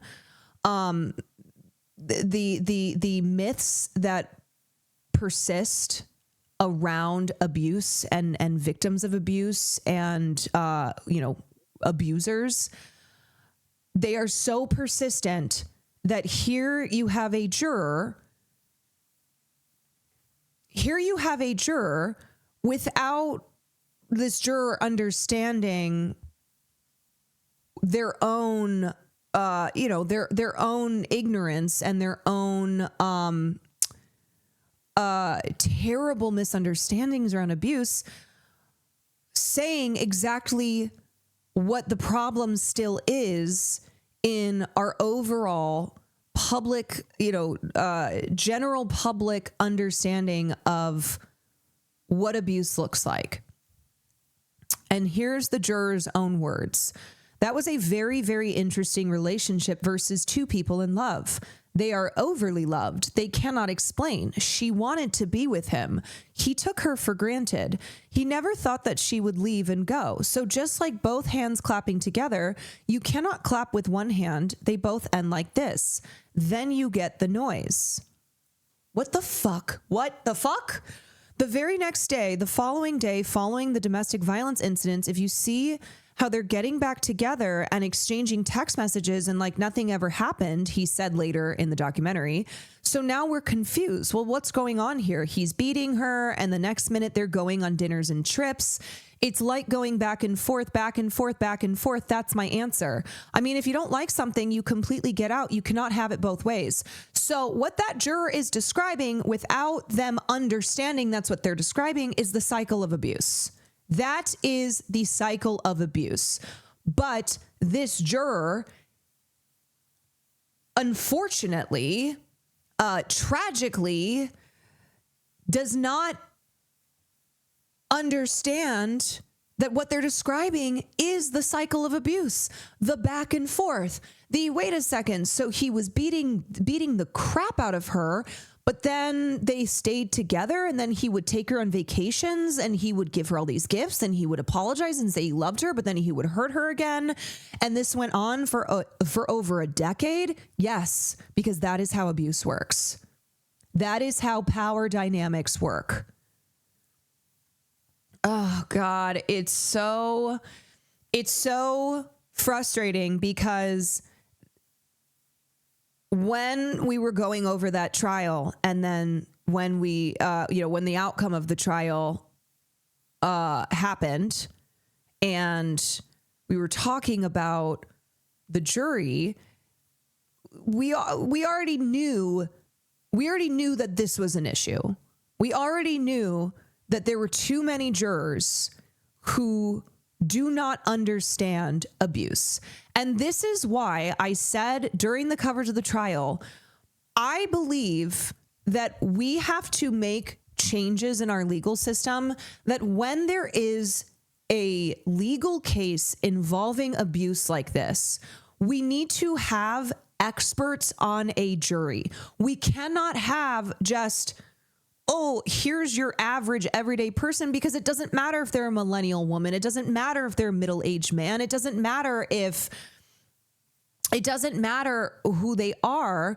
There is still this general misunderstanding, ignorance around abuse.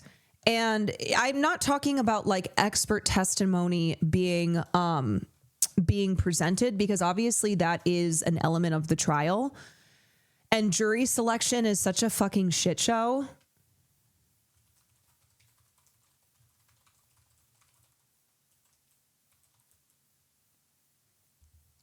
But I just feel like I just feel like this happens time and time again where people and look, the whole thing of being a jury made up of American citizens, it's like, okay, it's a jury, you know, it's a jury of your peers, right? That's a big part of the legal system. But I just think that this is such a disastrous issue where by having people on a jury who do not understand something like abuse. Yeah, but what if my peers are fucking stupid? This is going to happen every single time. And I don't think that I don't think that this is something that absurd of a notion just because it hasn't been this way before in the United States doesn't mean that it can't be this way, right? And like other countries not every country has a legal system like the United States. Not every country does this where they have a jury made up of everyday normal citizens who they get the slip in the mail that's saying you have jury duty. They go in, they go through the jury selection process, yada, yada. Anyway, so I just think that you need to have truly experts in the field who are able to better understand what is being, you know, like what is at the heart of the case. And if the prosecution and or the defense did their job in laying out the facts, in presenting in doing their job and presenting a case that either, you know, whether it's the prosecution or defense, is what's going to affect a jury made up of experts in the field who, you know, will be able to make the determination if that was, you know, if it was presented by either the prosecution or the defense. Part of the problem is experts in domestic violence cases are often objected to by the defense. Of course, because they are motivated to keep people who would have a better than average understanding of something like abuse away from a jury. I think the problem is not so much the jury, but the legal system itself. Yeah. Shouldn't that be part of the prosecution argument to convince the jury? But the problem is like, you can have expert testimony. You can have a prosecution that is doing the best job that they can. I don't think that this case was without prosecutorial errors, but you can have everybody doing everything to the best of their ability, but that's not going to stop a jury who has been conditioned, you know, made up of people who've been conditioned by a culture that has forever mythologized abuse. And we still live in a culture that does not have an accurate understanding of what abuse is, and therefore is still one that overall is enabling and protective of abusers and is always at the expense of the victims.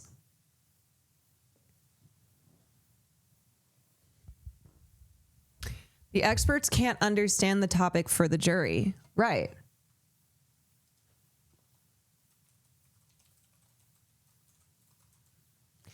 You know, it's like this guy, I think this juror's thought process is exactly what I'm talking about, where the abuse was clear as day. There's nothing that the prosecution, there's nothing that an expert witness, there's nothing that Cassie could have done to get this person to understand something like the cycle of abuse. And here they are describing it.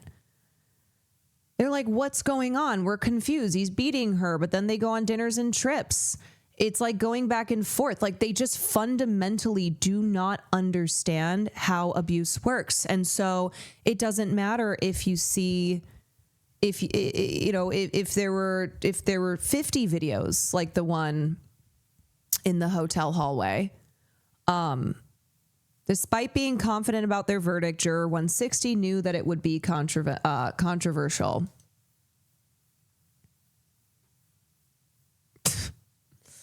Yeah. Yeah. Well, too many average folks are in denial about their own abuse experiences, what has been done to them, and what they have done to others.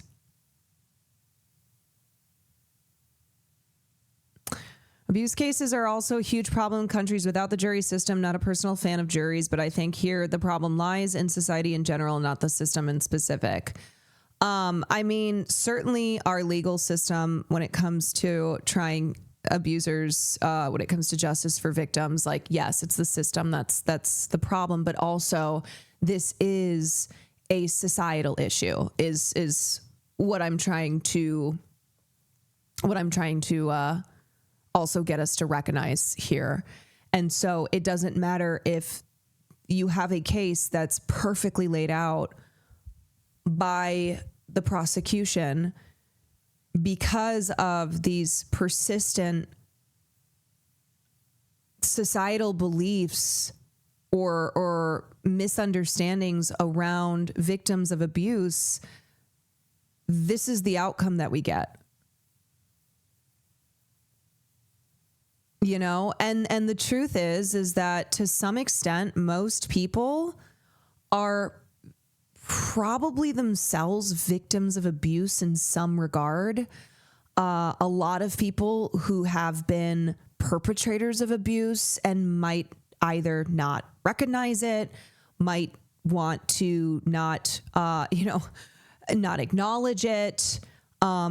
This is something that is really... This is an everyday part of our culture, you know? There are people who, a lot of people who still would only consider abuse to be like a man beating the shit out of a woman, right? In a like heterosexual sense, they would only see it as a straight man beating a straight woman, and they may then consider that abuse, but they won't consider abuse, say, male on male abuse. They won't consider abuse maybe woman on woman towards man abuse, something like verbal abuse. There's just different types. There's different types of abuse that aren't even considered and treated as abuse. Yeah, they only consider physical abuse versus mental, emotional, financial. Yes.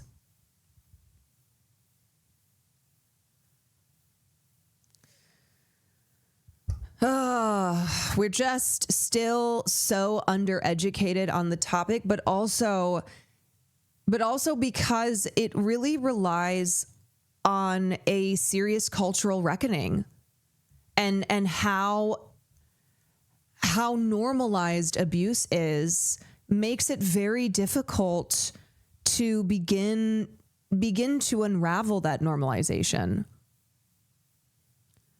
Victims of abuse don't recognize their abuse often for years, if even at that.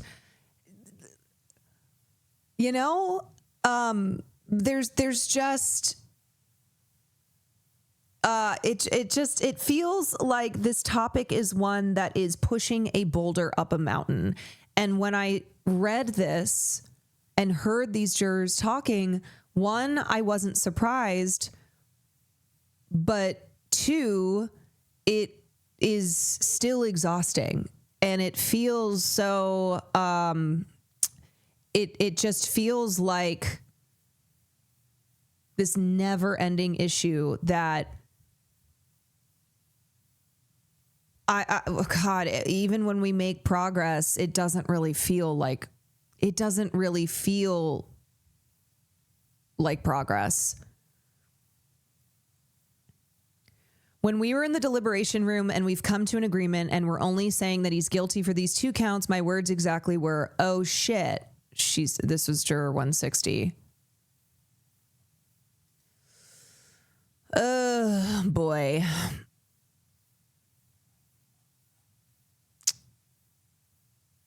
Thank you for being an amazing streamer. I previously used to not care about anything to do with pop culture, but your stream showed me the intersection of art, pop culture, and politics. You're incredible. Oh, Ink Frog. Thank you. Yeah, I think there's a lot of people maybe in your position who don't see the connection between pop culture and politics, how entertainment news, how celebrities, how things that are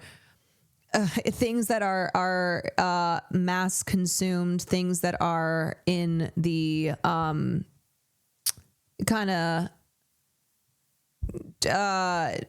and just the like general nexus of our society, that it plays a major role in shaping people's understanding of social and political issues.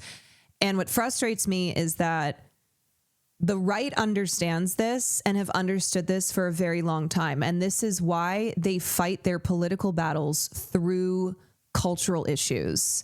And they have never looked at pop culture and entertainment news as something that is like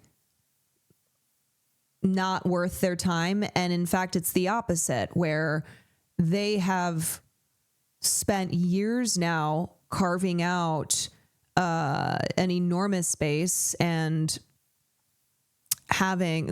subsequently having a strong hold on media that approaches politics via, the discussion of what's happening in popular culture. They just do it better. They do it better because they've been doing it longer, and because they get how your average person forms their beliefs around social and political issues. Most people really aren't interested in consuming politics via traditional news. That's not the kinds of conversations that they have on a day-to-day basis. It's not the same thing as like not having any awareness of what's happening politically, but it's really just how your average person forms their beliefs on and their understanding on social and political issues. So every time I see, Candace Owens, number 3 YouTuber, Candace Owens, like topping all of these lists, and I see what Candace Owens is doing, and I know what her strategy is, and I'm just like, this is what I'm talking about. Candace Owens is radicalizing people. Candace Owens is doing politics via pop culture, and it's very effective. And she has only become bigger, had a wider reach once she rebranded, once she moved away from kind of a more traditional political commentator title branding into being all about pop culture. Aside from the old people who are glued to Fox News, but here's the thing. Look at Fox News. especially the like, I don't mean like the kind of, I don't mean kind of the more like hardline Fox News. I'm talking about like Fox and Friends. I'm talking about, the Fox News hosts that because they're personalities, the ones who have their own shows. They all do culture war shit. That is a lot of how they do, of how they present shit on their shows. They're always talking about what's happening in culture, and they're always using it as a way to continue spreading right-wing ideology. It's like, look at what Megyn Kelly's been doing. She even after leaving Fox News and started her, has her podcast or whatever, Megyn Kelly does pop culture. Megyn Kelly also rebranded, even though it's not like she wasn't doing that stuff before, but she's really gone hard into it. So conservative media uses entertainment news as a political strategy.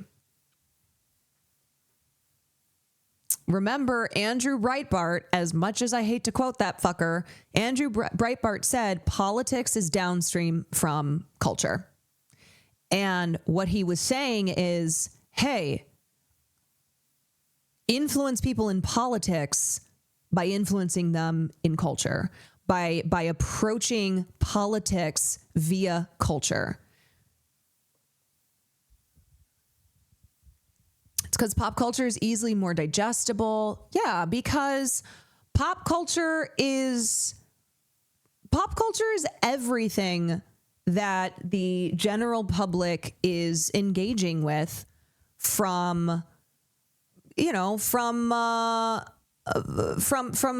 movies to music to sports to it's everything, right? Like, it's culture that is popular because the masses consume and engage with it. And political figures increasingly are a part of pop culture and celebrity. Yes. And because the right is always steps ahead in how they approach non-traditional media and how they take advantage of new technologies, like, by the time Democrats caught up and went, maybe we should maybe we should go on a couple podcasts. Like, the right had blown so far past them. They were doing shit like Twitch streams. They were doing stuff like linking up with the biggest content creators because they understand that that's how a lot of young people consume their content. That's how a lot of young people get their news, form their beliefs.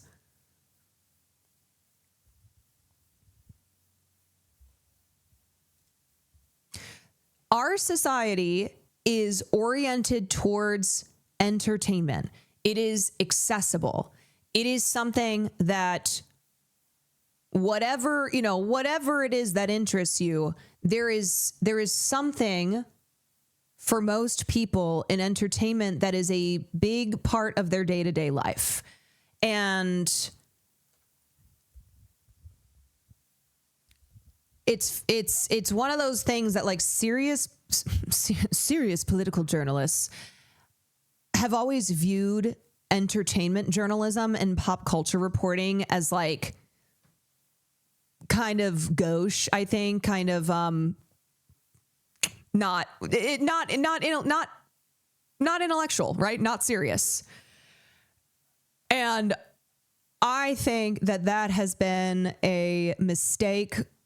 That I think it's been a mistake. I think not acknowledging the major role that entertainment news and therefore entertainment journalists play in the general public's in the general public's formation of their beliefs. Like, it's silly. pop culture is something that opens the door for an audience, for audiences who would not otherwise seek out like traditional news coverage. And as the younger generations less and less are interested in consuming news via the traditional way of doing things, right? They're not watching. First of all, they don't have TV. They're not like watching cable news. They're not reading newspapers. They are, you know, they're on TikTok, they're on Reddit, they're on YouTube, they're on Twitch, they are on the internet. And the right wing in this country understands where and how to reach people.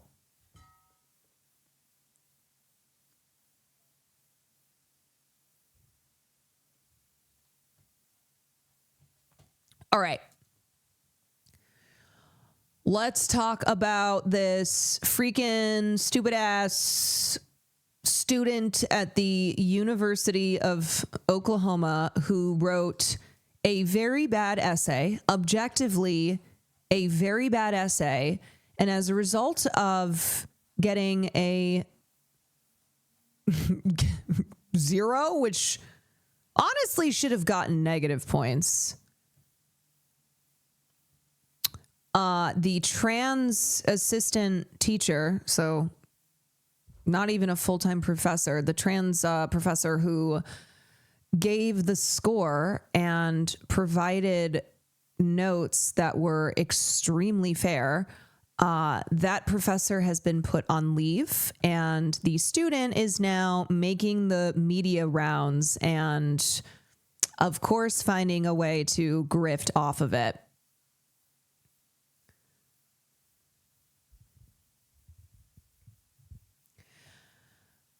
Oklahoma University instructor suspended for failing students' unscientific anti-trans psychology essay. It's just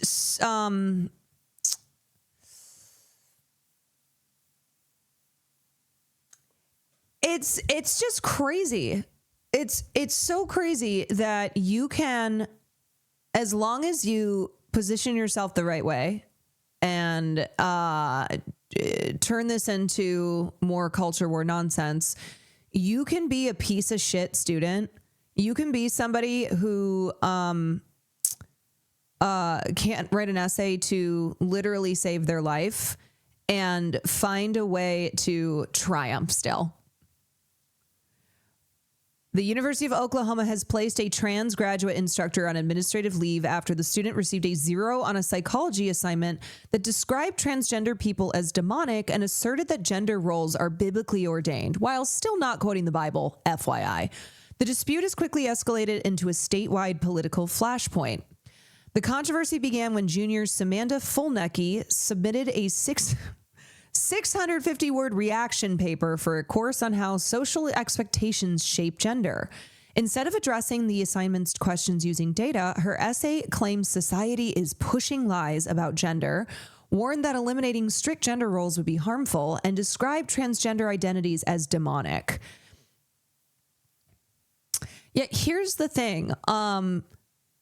You can't just write a paper where you're supposed to be backing up your statements with cited sources, with quotes, with facts, etc. You can't just treat it like you would Twitter. You know, when you go on Twitter and you say something like transgender is demonic, you cannot say that in an academic setting and expect that you're not going to be failed. You should be failed for that because you're a bad student. You're not doing things as you should, being in a classroom in an academic setting, and you should not be you should not be rewarded for it. And it's to nobody's It's like nobody wins. The teacher doesn't win. The student doesn't win when you allow that kind of nonsense to pass. Like I saw some people on Twitter who were like, you know what? This trans professor should not have taken the bait, should have just given this student a C average, blah, blah, blah. I'm like, no, why? This professor was doing their job. This professor was evaluating this essay on, the way it should have been evaluated, and it failed. This essay thoroughly failed what it should, what it should have done. And no, I don't think that the professor should have refused to take the bait and given this student a score that they didn't deserve for writing a fucking awful essay. The professor was doing their job. And that's what I mean by like students, professors, academia, society. No one wins from a standpoint of like teaching and learning when we just allow this shit to fly. Now, as far as winning in the world of like culture war, in the world of the university capitulating to all of the right-wing pressure, yes, this student has won. Yes. The controversy began when Fulnecki submitted this paper. Screenshots of the essay and the instructor's comments were posted by Turning Point USA on Thanksgiving. Right-wing media networks quickly boosted it. Of course they did. Okay, so if you haven't seen, let me show you some examples, okay? All right. This article was very thought-provoking and caused me to thoroughly evaluate the idea of gender and the role it plays in our society. First of all, what article? What are you referencing? You can't assume that the person reading your essay knows what you're talking about. That's like 101 basics. You do not start off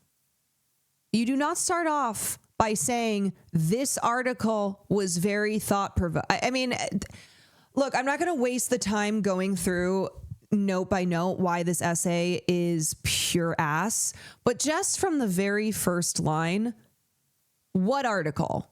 This article? What's this article? The article discussed peers using teasing as a way to enforce gender norms. I do not necessarily see this as a problem. God made male and female and made us differently from each other on purpose and for a purpose. This sounds like somebody who's in elementary school. This sounds like somebody who is 5 years old. God is very intentional with what he makes. I believe trying to change that would do more harm. Gender roles and tendencies should not be considered stereotypes. Also, the period outside of the quotation marks. Women naturally want to do womanly things because God created us with those womanly desires in our hearts. The same goes for men. God created men in the image of his courage and strength, and he created women in the image of his beauty. He intentionally created women differently than men, and we should live our lives with that in mind. It's frustrating to me when I read articles like this. Once again, what's the article? Can we get a summation of it? And discussion posts from my classmates of so many people trying to conform to the same mundane opinion so they do not step on people's toes. I think that is a cowardly and insincere way to live. It's important to use the freedom of speech we have been given in this country. I personally believe that eliminating gender in our society would be detrimental, as it pulls us farther from God's original plan for humans. It is perfectly normal for kids to follow gender stereotypes because that is how God made us. The reason so many girls want to feel womanly and care for others in a motherly way is not because They feel pressured to fit into societal norms. It's because God created and chose them to reflect his beauty and his compassion in that way. Okay, so that's just a little taste. It's obviously horrible. It's horribly reasoned, horribly written. There's no citations. There's no even quotes from the Bible. And here is the response. Here is the response from the professor. And it is objectively reasonable and correct. She's a fake ass Christian because even real bigoted Christians have a Bible verse ready to spew their shit. That's the thing. I think she is truly such a fucking dumbass that she can't even quote the Bible. She can't even quote the Bible in her terrible essay about how we should have gender roles and gender expectations because God. Okay, so here's the comments. Please note that I'm not deducting points because you have certain beliefs, but instead I'm deducting points for you posting. So right there, the professor's like, look, this isn't about your beliefs. This is because you're a shit writer. This is because you didn't do what the assignment required. You posted a reaction paper that does not answer the questions for this assignment, contradicts itself, heavily uses personal ideology over empirical evidence in a scientific class, and is at times offensive. While you are entitled to your own personal beliefs, there's an appropriate time or place to implement them in your reflections. I encourage all students to question or challenge the course material with other empirical findings or testable hypotheses, but using your own personal beliefs to argue against the findings of not only this article, but the findings of countless articles across psychology, biology, sociology, etc., is not best practice.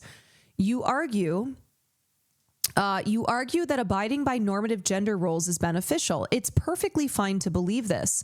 But to then say that everyone should act the same while also saying that people aren't pressured into gendered expectations is contradictory. Read between the lines. You are a dumbass, especially since your arguments reflect a religious pressure to act in gender stereotypical ways. You can say that strict gender norms don't create gender stereotypes, but that isn't true by definition of what a stereotype is. Please note that acknowledging gender stereotypes does not immediately denote a negative connotation, a nuance this article discusses, which once again, this dumbass did not in her essay. I don't even want to call it an essay. It's just what it is tweets, right? It's just fucking tweets. Did not at all cite the article and then provide a rebuttal to the article backed up by whatever sources they are citing, right? Whatever they're using. Even when it's an opinion paper. Yes. Even when it's an opinion paper, this is, you can't believe that this is at the collegiate level. Like, you cannot believe this is a junior in college. This is somebody who's an adult in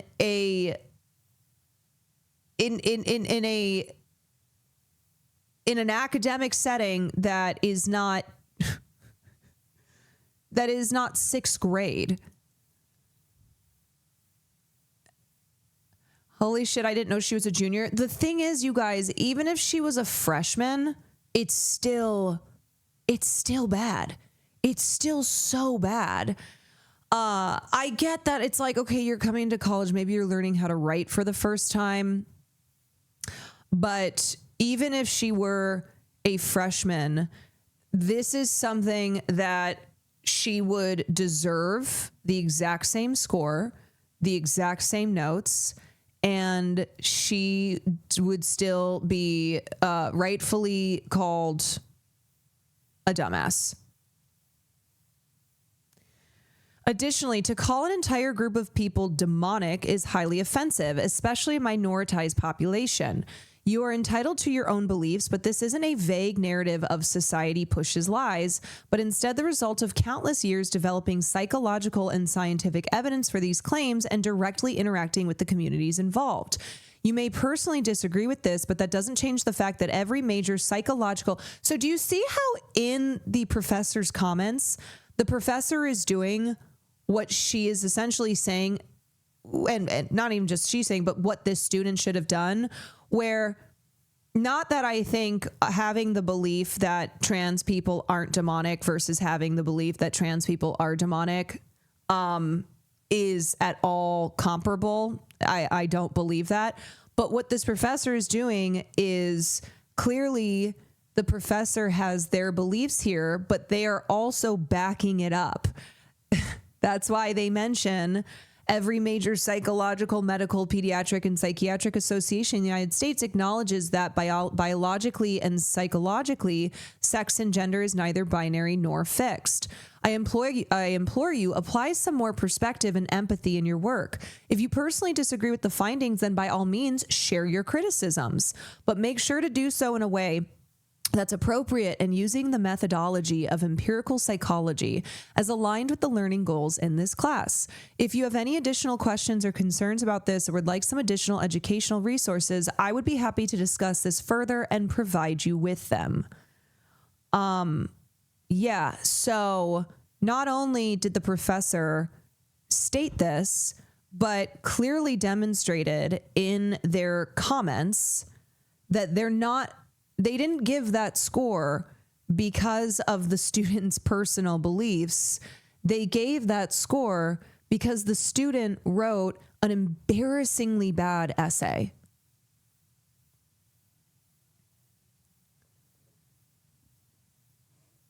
This girl's a dumbass. And you know what? This is a really nice way of being like, hey, you're a dumb bitch, okay? Because if it's me, I'm going, hey, full necky, or whatever the hell your name is, you're a stupid bitch. And this professor was very gracious. I mean, obviously that's, obviously the professor is doing, the professor was doing her job, okay? The professor was doing her job. But me, as a Twitch streamer, I'm going to make this a lot simpler. Fulnecki, you are a dumbass. That's your problem. And you can't even remotely back up your dumbassery. And so I know that you are going on Fox News. I know that you're, going into the welcoming arms of Riley Gaines, and you'll probably be her protege, and then you'll go work for your MAGA mom. But I need you to know that no matter what, no matter how many people are calling you a hero, who are saying that you were wronged, that you're a victim of crazy wokeness, you're stupid, and that's not going to change. That you are so embarrassingly stupid, and I actually do hope that you can free yourself from this cage of idiocy, because it is, looking on the outside, girl, I will tell you, looking on the outside, I would be so ashamed. I would be ashamed if I were you. Okay. Now, as I said yesterday when I was briefly talking about this, and in response to chatter saying this might be a publicity stunt and also get grounds to sue, I can see this being something that the student knew that they would be able to turn this to their advantage because of our current climate, right? Now, do I think that means the student is secretly brilliant? No, I don't. Do I think that this student actually could have written a much better essay? No, I don't. I think both things can be true. I think this student could have no business being in a college course, have no business writing any essay whatsoever. But I can also believe that this student is well aware, considering who her mother is, that she can cry victim for her beliefs and emerge triumphant. I mean, man, could she? This is maybe one of the rare instances that I'm like, maybe should have at least used a little AI. maybe this is one of the rare examples, and I won't say this often, of a student who I go, I think you actually may have been. I think you may have been better off if you used a little GPT.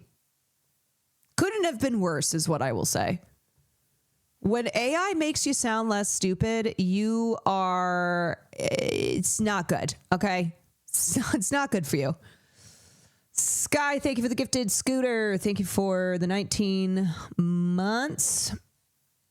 All right, so then let's take a look at what fuck-ass University of Oklahoma said. And the other thing is, Mel Kurth is a teaching assistant. Mel Kurth is not a full-time professor. Mel Kurth is a graduate teaching assistant. So I'm sure that Girly Pop's MAGA lawyer mom and Fulnecki herself are aware of the fact that not just Mel Kurth being trans, but Mel Kurth being a graduate teaching assistant, that they would be able to like be bullies here, that they would be able to get what they want because of the power dynamics and because somebody like Mel Kurth, who's a graduate teaching assistant, isn't going to have the same protections that a full-time professor, like a full professor, would have. Also, didn't the professor of the course agree with Mel Kurth? The professor of the course agreed with the teaching assistant. It's fucking absurd. Yes. Oh, and then here's a second instructor, Megan Waldron, independently reviewed the paper and agreed that it did not satisfy the assignment prompt or basic academic writing expectations. Here's the thing, folks. You don't have to be a professor to look at that essay and go, that's trash. I don't even want to keep saying it reads like a 12-year-old's essay, because I think quite a few 12-year-olds could look at that essay and be like, yeah, that's trash. I think 12-year-olds could recognize that that is a shit essay. At one point, she writes, society pushing the lie that there are multiple genders. This girl can't count either. Like I said, trapped in a cage of absolute idiocy. The professor agreed with the TA that the essay should be failed and wasn't admissible. Yeah. Does not take a professional, does not take a college professor to understand that this essay sucks. Okay, so Fulnecki filed a religious discrimination complaint with the university because, of course, yeah, you know, the other thing that's rich about this, how these fuckers are always complaining about being victims of liberal ideology, that they're the victims, oh, they're the bullies, blah, blah, blah, blah, blah, blah, blah. When in fact, that's not what's going on here. They're always complaining about liberal ideology being shoved down their throats when the reality is they are trying to push their asinine, not cited, stupid beliefs and think that in an academic setting, they can get away with what, as I keep mentioning, would be the equivalent of like a Reddit post. A Reddit post in like r/libtards.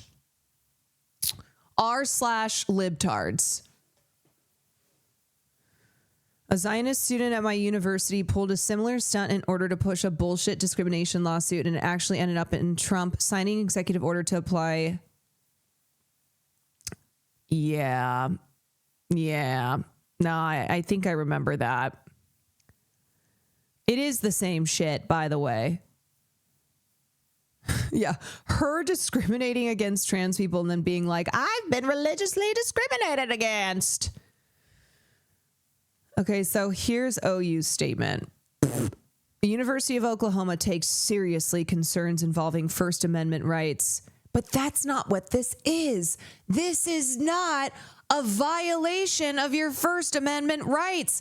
This is a violation of, honestly, all of us having to read this essay. Like, this is a violation, I feel, of our rights to not have to see such stupid shit and such stupid shit being taken seriously because of the political timeline that we are in. That's really whose rights are being infringed upon. My right to not have my right to not have to read something that is that poorly written and have to even talk about this as a story because of how national it has become and because this professor has been punished for doing their job. This is not any type of religious freedom being impinged upon. Do you know what would be an example of that? An example of that would be, say, somebody who is hijabi sitting in a classroom and a professor going, take that off. A professor forcing them to remove their hijab would be a violation of a First Amendment right. Or also somebody who say they have a cross necklace on, being told that they can't wear their cross necklace, right? There you go. Okay. Another instance of somebody's religious freedom being infringed.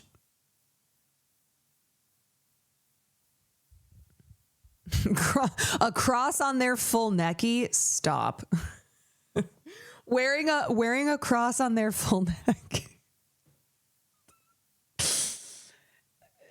You're not gonna take my cross from my full necky. Hey.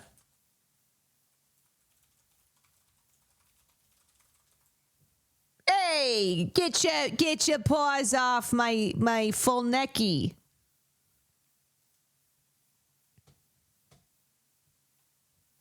Okay. This clip is the best way to sum up this whole thing.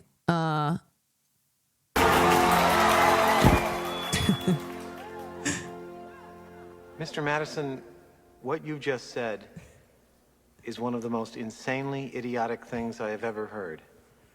At no point in your rambling, incoherent response that's what I'm saying. Even close to anything that could be considered a rational thought. Everyone in this room is now dumber for having listened to it. That's what I'm saying. I award you no yes. points, and may God have mercy on your soul. Okay, a simple wrong would have done just fine, but... That is exactly what I'm talking about. Where really the true victims at the end of the day, aside from the professor who was unfairly punished, it's fucking bullshit. The victims are those of us who have to be subjected to such idiocy, who have to read the drivel that came from full necky. Those are who the real victims are, okay?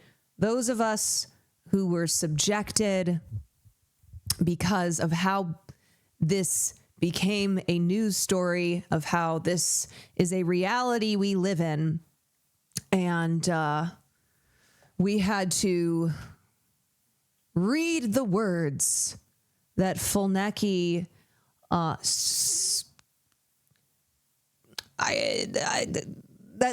Fulnecki wrote in this essay, and somehow thought that she ate. So somehow thought that those words of hers ate and left no crumbs. Jenny Nicholson's post. Okay, yeah, wait, let me finish reading this. So, upon receiving notice from the student on the grading of an assignment, the university immediately began a full review of the situation and has acted swiftly to address the matter. First, the college acted immediately to address the academic issue raised by the student. College leaders contacted her on the day her letter was received and have maintained regular communication throughout the process. I will say I do pity, even though fuck whoever made these decisions here, which is obviously the administration, but I do pity anybody who had to deal with Fulnecki's mother. I can only imagine how those conversations went down. Very much the energy of like dance moms, you know? Mother Necky. Mother Necky, who's giving Honey Boo Boos the vibes of Honey Boo Boo's mama, of a pageant mother.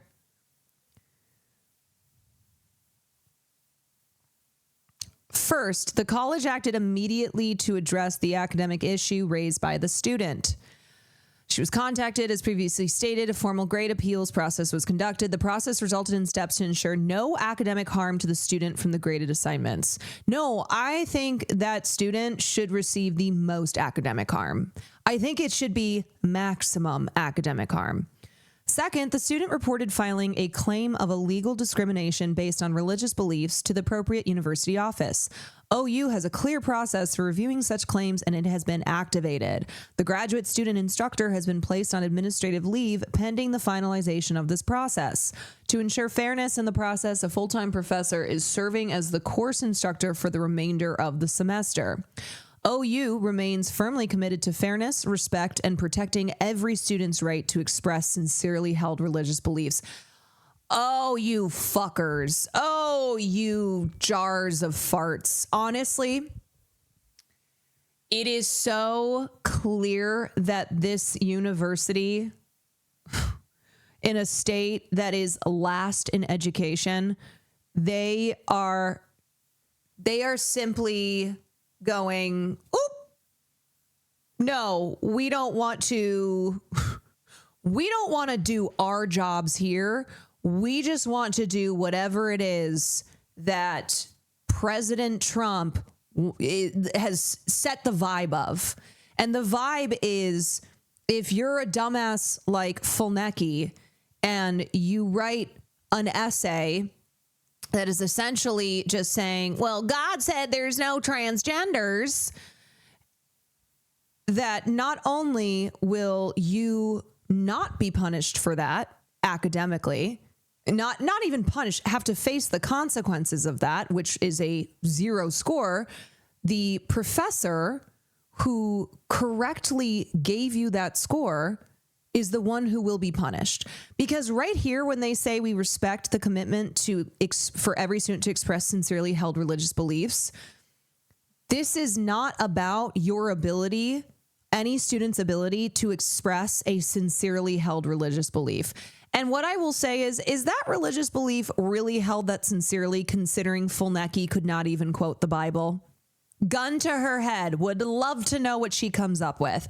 I bet you, because of my training at an evangelical Christian school when I was a child, where I was forced to memorize the Bible and then compete every Friday in Bible Bowl, I bet you I know more Bible quotes, more lines of scripture than Fulnecki does. So really, how sincerely held is that religious belief?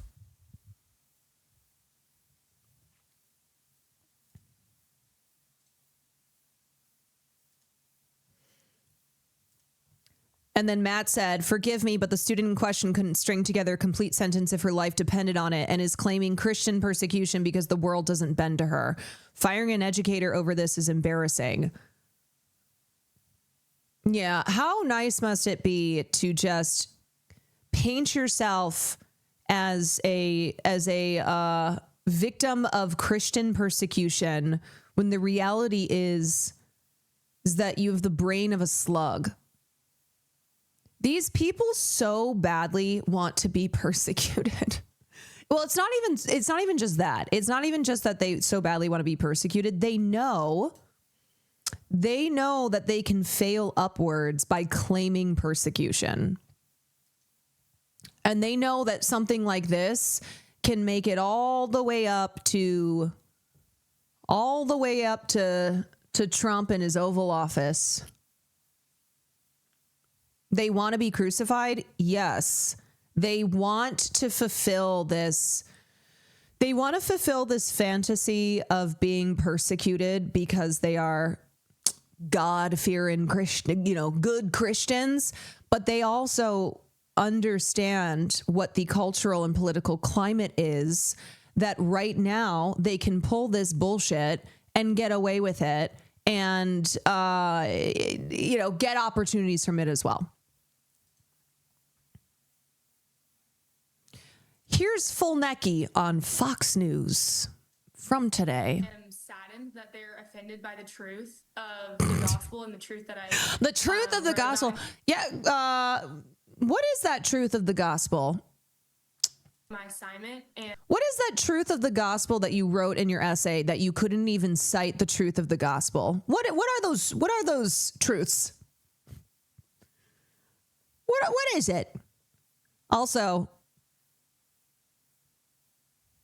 the Chiron over her neck. The Chiron over her neck is fucking killing me, because now she is not full necky. She is no necky. It saddens me to see that that offends them and upsets them the way it did. Jesus is always worth standing up for, and I just encourage those people that are dealing with something. She talks exactly the way she writes, and my ears are bleeding. My ears are bleeding. And I ask you once again, who is the real victim here? Those of us who have to be subjected to this absolute bullshit, this nincompoop. She's got stupid eyes. Push back against that kind of behavior. I would rather have my integrity and give my true opinion and get a 0 on an assignment than have to lie about what I really believe. Really? Because I actually think that you weren't okay with the 0 you got on your assignment, which is why what's happening is happening. You say that you would rather keep your integrity and get a 0. Okay, so you got a 0. You got a 0. So why did you file a complaint of religious discrimination? If you are so steadfast in your maintaining integrity, which spell integrity, Fulnecki, please spell integrity, maintaining integrity and getting a 0, because that's exactly what you got. Actually, that's not the truth, Ellen. If she gets a 100 because she knows why she believes what she believes, I'd prove that professor. Actually, if I were the professor, I would have given her 100 because she believes what she believes. Whether or not he even believes there are 99 genders or whatever it is. I am saddened. Yeah. I think who had it's probably Matt who had a tweet on this. Yep. Fox News appearances have begun. Guest spot on Riley Gaines' podcast is soon. Small TP USA campus speaking tour next year. She will earn a low six figures before being discarded back to Missouri, where she will work for her mom's January 6th legal practice. Start to finish, 6 months. And you know, the thing is that under normal circumstances, I'd be like, look at my lawyer, dog. I'm going to jail. But I guess if I were to storm the Capitol with the intent of hanging Mike Pence, then look at my lawyer, dog. I'm actually good. I'm actually fine. I can do it again.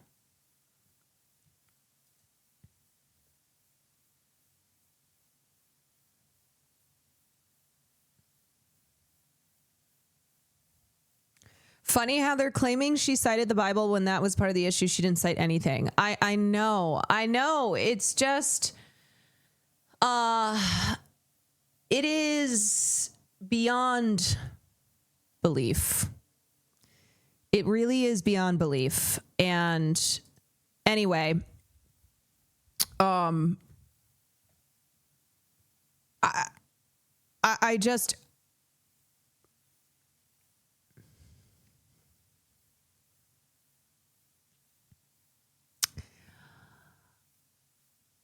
yeah, you know what? No, actually, I'm not going to say what I was going to say. I don't want to get in trouble. The university said it immediately began a full review after receiving the student's complaint, maintained regular communication with the student, and ensured no academic harm resulted from the disputed grade. No, I'm not going to say what was in my head about these people who so badly want to be victims that they'll just manufacture victimhood. These people really want to be victims. They really want this fantasy to be a reality.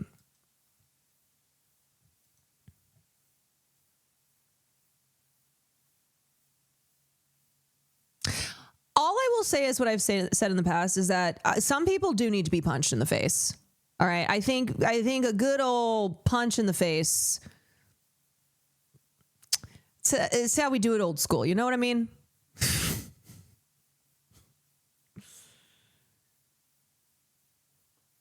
You know, OU also said the student filed a discrimination claim based on religious belief, that the review process has been activated, and that the graduate instructor was placed on administrative leave to ensure fairness.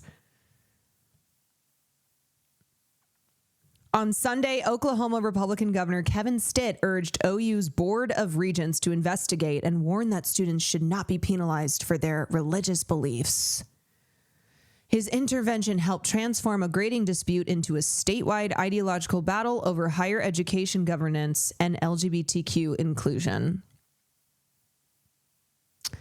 On Monday, the campus chapter of Turning Point USA posted on Instagram that Kurth was placed on leave for blatant discrimination and framed the grade as punishment for quoting the Bible. Oh, you dumb motherfuckers. Claiming the university's Sunday statement confirmed its position. And the thing is, too, it's because the professor is trans and because they use this as evidence of like evil trans indoctrination, woke ideology, etc. Like the point being that the professor is trans.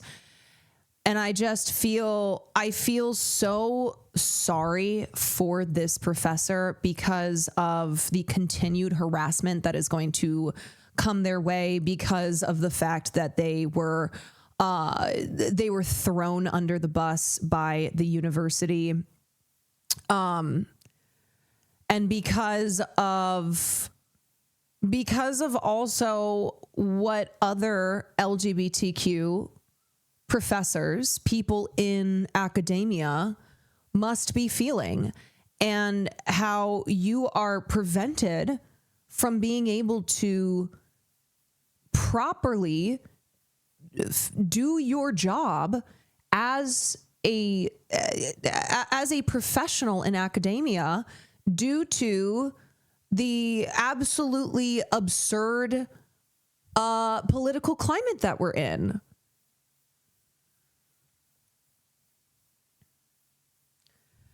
And here's the thing, if this had been a cis TA, which I don't know if the other professor who concurred with Kurth's comments and grading, I don't know if that professor is trans or is cis. I'm assuming they're cis because that person has not been pasted all over the news. But it might have still been the case that Fulnecki and her MAGA lawyer mom tried to claim religious discrimination, but I guarantee you it would not be the catnip, and it would also not have the political strength that it does were the professor not trans. Like, we know what this is about. Exactly.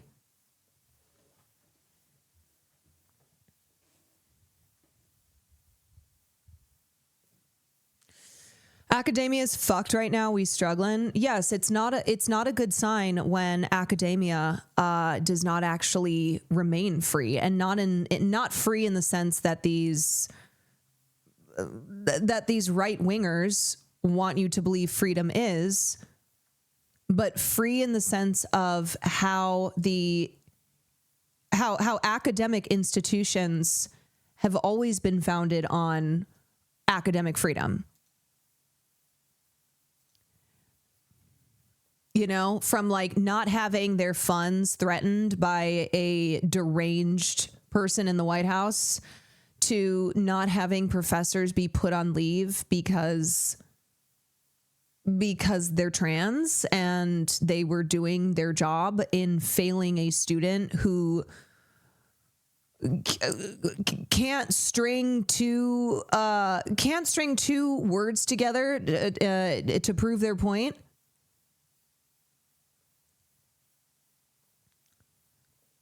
And the craziest thing, the thing that drives me nuts is these people crying victimhood. I'm like, you've won. What else do you want? You have Trump again. You have so much political power. You have so much media power. You have so much power in general. And yet you still claim the position of David in David versus Goliath. You still claim perpetual victimhood. You're still screaming, pissing, crying, throwing up all over yourselves, pretending like you're being persecuted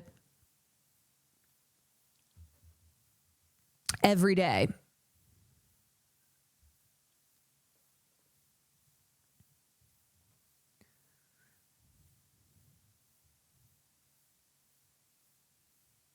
No, we're literally fucked. Our leadership is practically illiterate, communicating with Twitter emoji and shorts, and they're getting more anti-education, more pro.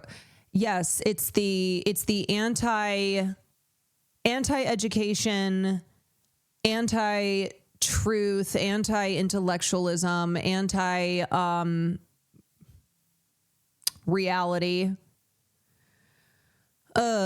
So speaking of, let's see, what time is it? 8 o'clock. Okay, what else? I have Sabrina Carpenter. Am I missing anything else on any other updates on the OU student? Oh wait, here she is again. Yeah, Samantha. Wait a second. Wait a sec. Here she is. Here she So is. Fulnecki tells me that after she brought up to the university what happened, they decided that that grade would not count against her. But it doesn't mean the conversation is over just yet. I just did the assignment and turned it in. Okay, I'm going to give her some advice. Aside from, hey, learn how to fucking write. Lay off the tanning, girl. Lay off the tanning. just some advice from an old hag over here. Lay off the tanning. And I talked about the Bible in it. That is, I view all of my opinions in the world through the Bible. Samantha Fulnecki is because here's the thing. I don't know if you can cry victim in the same way when you get skin cancer. I don't know if you'll be able to have the university put skin cancer on leave when that's what you end up getting. She is so this is a person who is just so thoroughly cooked all the way through. All the way through. Inside and outside. It's kind of concerning how bad she is at stringing any sentence together. Oh, yeah. Well, I did see something about how she's like, I don't know, on the tennis team. You know, can I say something too? Of course this girl's on the tennis. Of course this girl plays tennis. Because I knew girls like this when I played tennis. And they were some of the dumbest bitches with the worst mothers you'd ever met. I remember when I was in high school, there were two towns that I absolutely despised going to whenever it was tennis season. One of them was Clinton, Iowa. Okay, Clinton, Iowa, which is a city in Clinton County, borders the Mississippi River, population 24,000. It smells like shit. When we would be on the bus driving to Clinton, I would know the second that we entered Clinton because it smells like ass. And Clinton, Iowa, and the Clinton, Iowa girls tennis team were some of the worst cunts that I had to deal with when I was in high school. And they looked and sounded exactly like Fulnecki. And their mothers looked and behaved exactly like Mama Necki.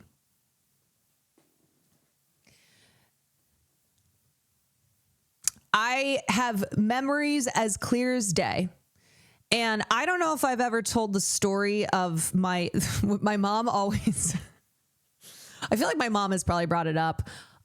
It's one of the stories that she still tells anybody who will listen, but she calls it the greatest comeback of all time. And this is when I was competing in, I think it was regionals. It was to go to state. And I was playing singles. And I was playing against this girl on the Clinton team who was pulling every dirty trick out of the book. And her coach and her mother were so nasty. And what happened was, and tennis is a game that is really as much mental as physical. And in fact, in many ways, you can argue is more of a mental game. So in the first set of this match, I won. The second set rolls around. This is after we had taken our little break in between sets. And in the first game, I noticed that she started doing the thing that would happen a lot in high school tennis, especially when you're dealing with a team like Clinton, is that they would start cheating. And we didn't have line judges.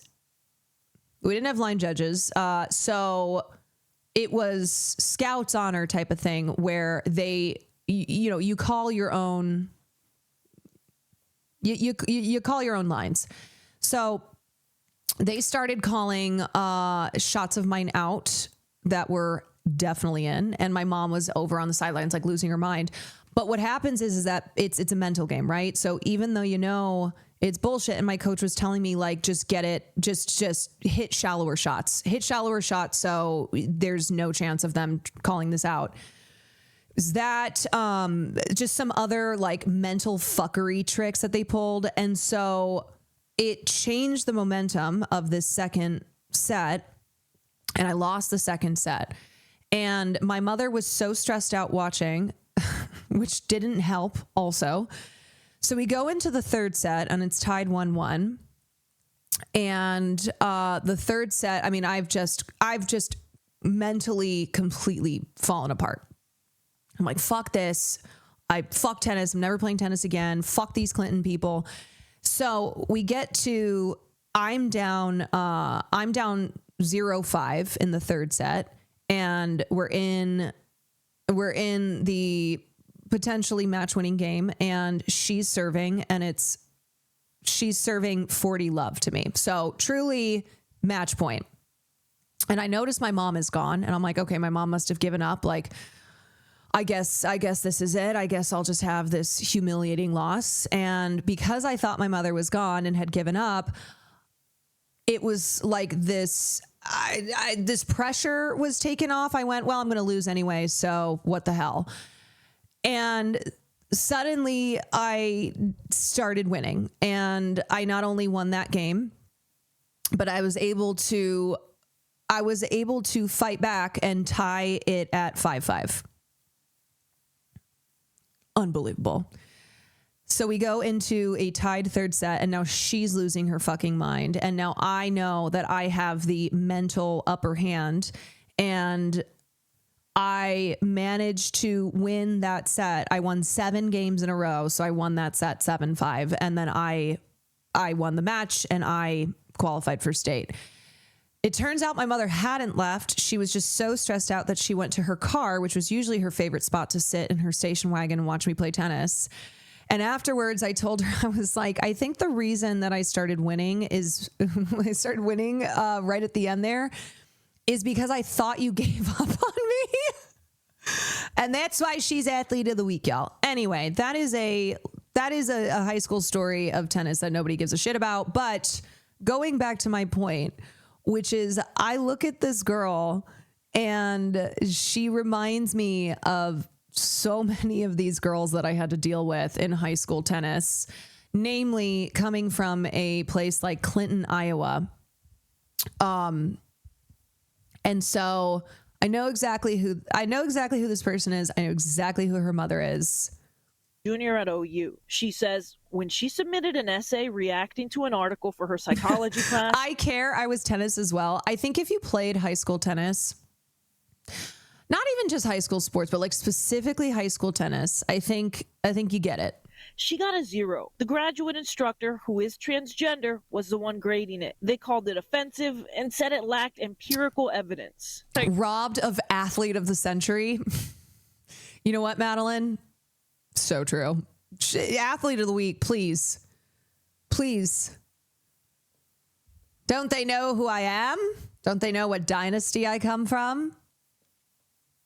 Gave my opinion, and not just my opinion, but that's... Oh, and the reason too that I mention layout of the tanning booths, or put some fucking SPF on that's not SPF 5, is because there were multiple the Clinton, Iowa tennis team. They had a very specific look, and the look was leathery skin because they tanned every single day in tanning beds. It was the poorly dyed hair and racism. That was the look. So burnt to a crisp. Yeah, it's giving when you forget the turkey in the oven and it burns to a crisp. It's like the Bible says that God created male and female, and anything that's not from God or glorifying to God is glorifying to the enemy. Here are excerpts of the essay. She says, society pushing the lie of multiple genders is demonic and believes it's against God's will. That's what I meant by that. The demonic thing is that I didn't mean for that to be offensive, but yeah, that's what I meant by that. The demonic thing.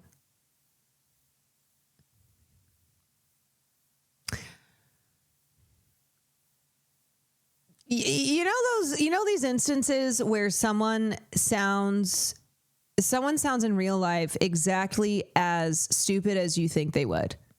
You read that essay and you go, there's just no way that this person in communicating orally is going to sound any better.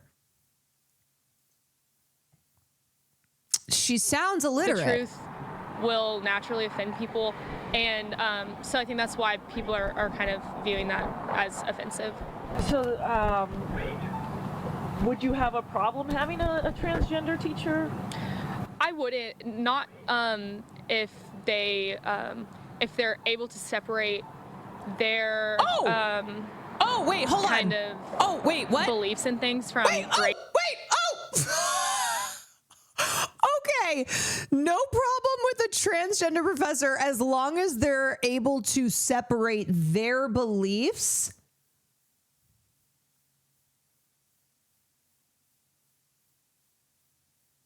Girl.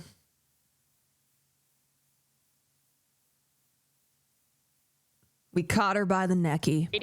Then I don't, really care who my professors are. She was supposed to be graded on whether there was an understanding of the article, whether it was a clear reaction, and whether the main ideas were organized in a coherent discussion. She got a 0 out of 25 points. Also, mind you, the professor did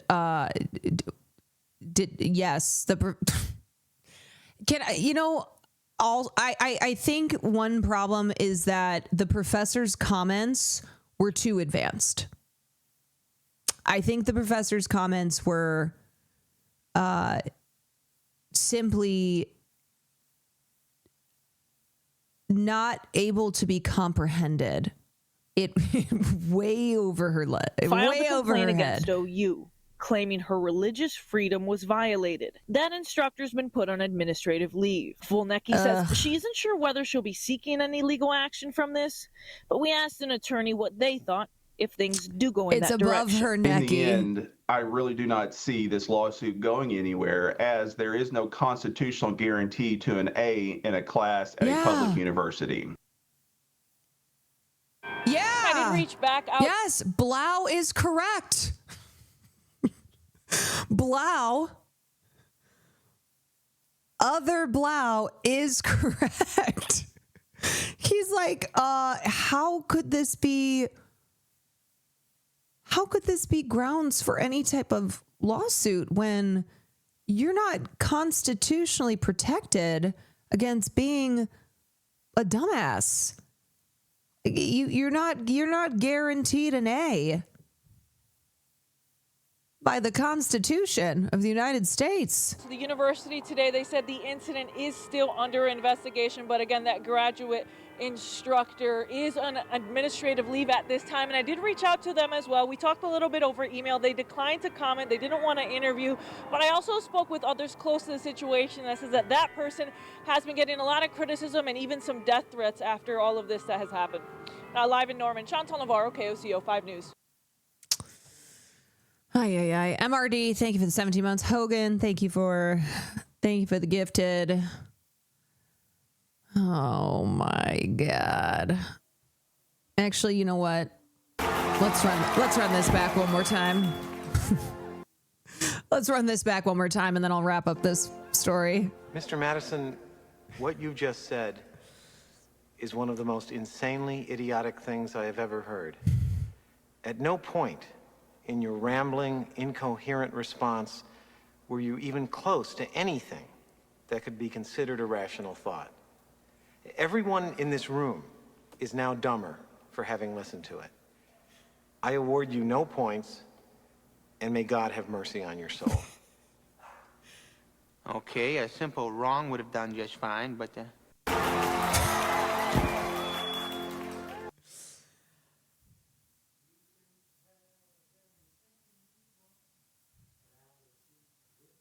Yep. Hello? Hi. And this was 31 years ago. All right. Okay. What did I... Oh, yes. Yeah, wait. I thought I had... Oh man, did I unblock this? Okay, or did I unbookmark this? I thought I had it.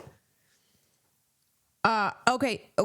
One thing I needed to talk about So we talked about the Sabrina Carpenter response to the White House posting a video of of the Trump administration of ICE doing evil shit, of course, towards immigrants. And Sabrina Carpenter responded because they used, have you ever tried this one? They used her song, and she said, "This is the most disgusting thing. I don't agree." Let me just pull up the tweet, because as I predicted, the tweet went even over 1 million likes. I'm like, damn, that's still happening on this. That is still happening on this current Twitter. Okay, here it is. This video is evil and disgusting. Do not ever involve me or my music to benefit your inhumane agenda. 1.5 million likes. An absolute ass whooping of a ratio. Okay. So, I've seen a lot of responses to this with people going,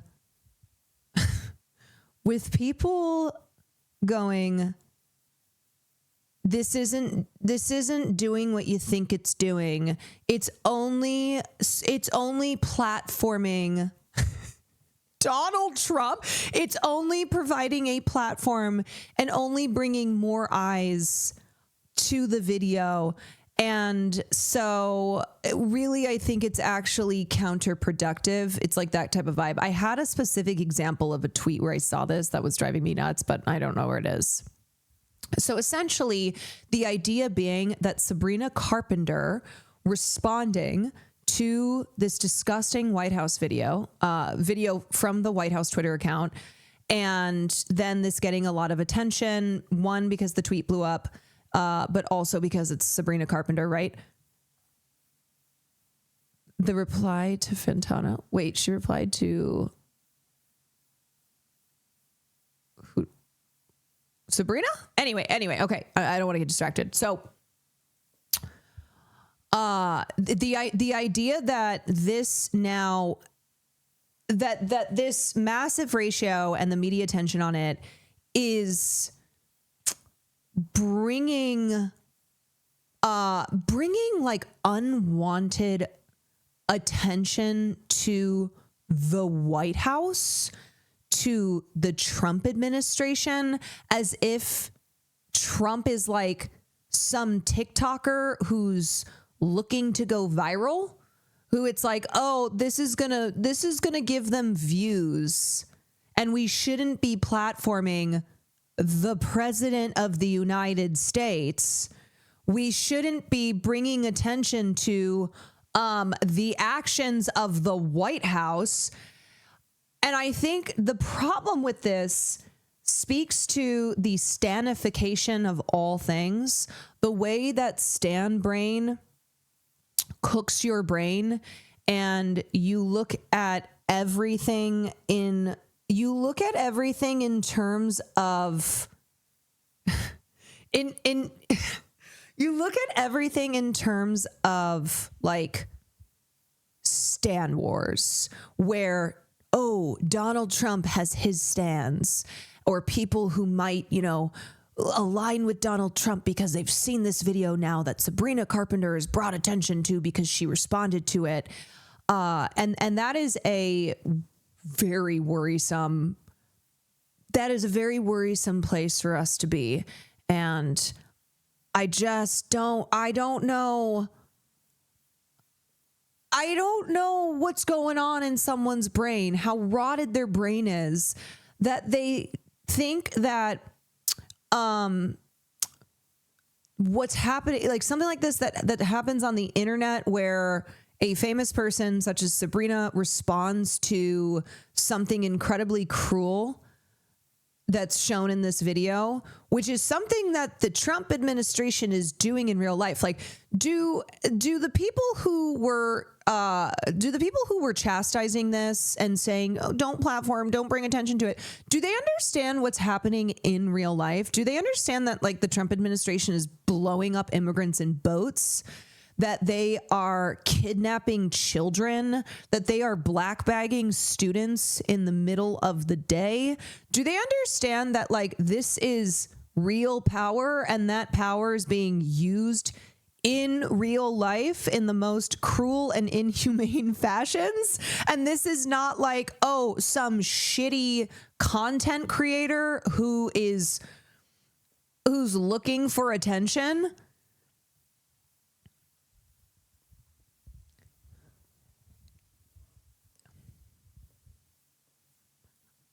What are we doing? What are we doing, folks?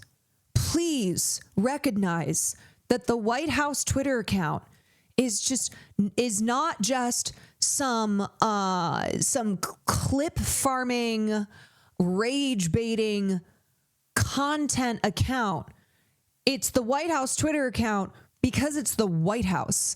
And this is what they're doing every day. This is what they are doing in the real world. And also, you cannot platform the White House. You cannot platform the President of the United States.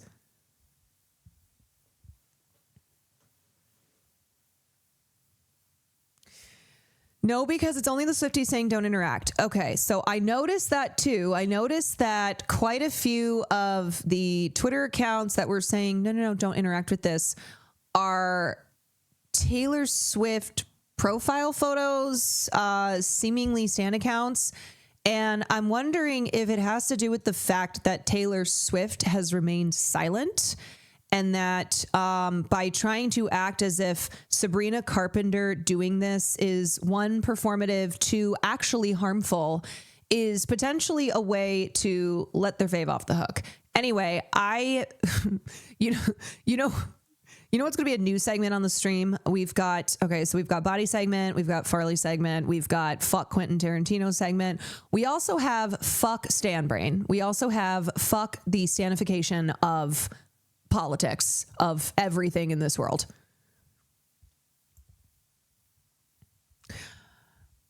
Yeah, I agree. I think you should say, I don't fuck with this shit. And one of the problems about our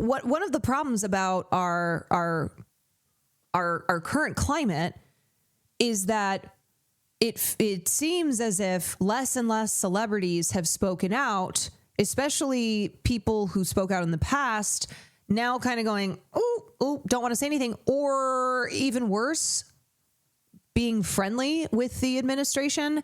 So having Sabrina Carpenter, who's a major pop star, not only for her own, not only for her own sake, going, no, I don't consent to this. Fuck you. Fuck your agenda. Fuck your administration.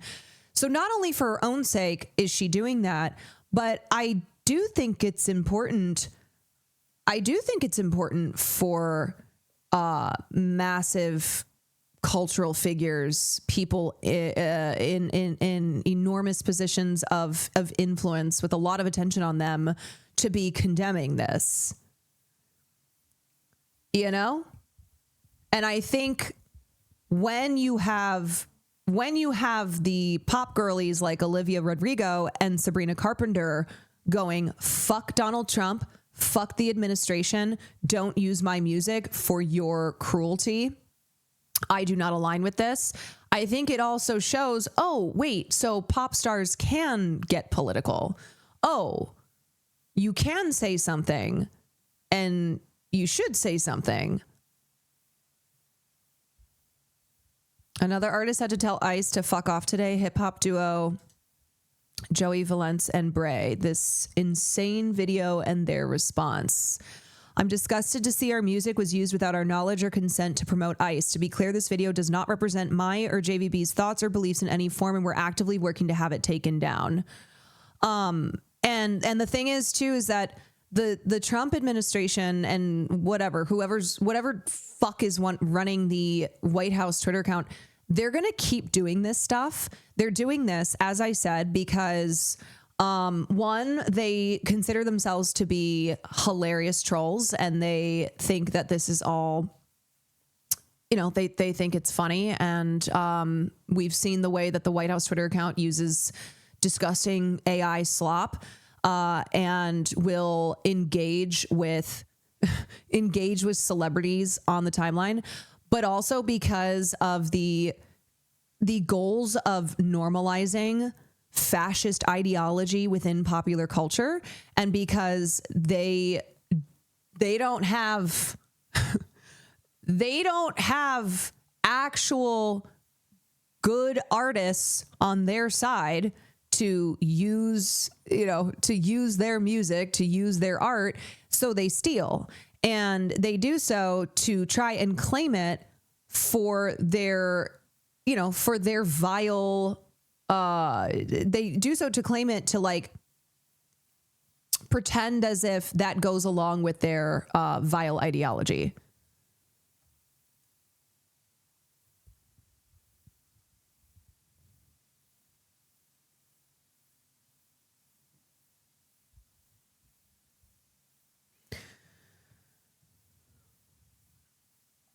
Yeah, so if you are an artist and the White House is using your music, is using your art in conjunction with their evil agenda, with like clips and video footage of them brutalizing human beings, I think if you don't align with that, you should say so.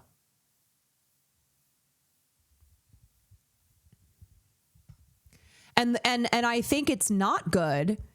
I think it's not good if artists don't say something. If artists don't go, no, fuck this, fuck you, don't use my art. We do not, as the actual artist, we do not align with this administration.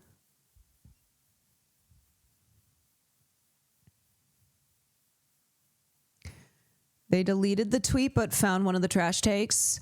And what did it accomplish besides giving this evil administration more attention? Quickly. Oh, it's the way that this tweet is framed. Oh, it's the like, it's the snappiness of it, or what they think is snappy, and like snarky.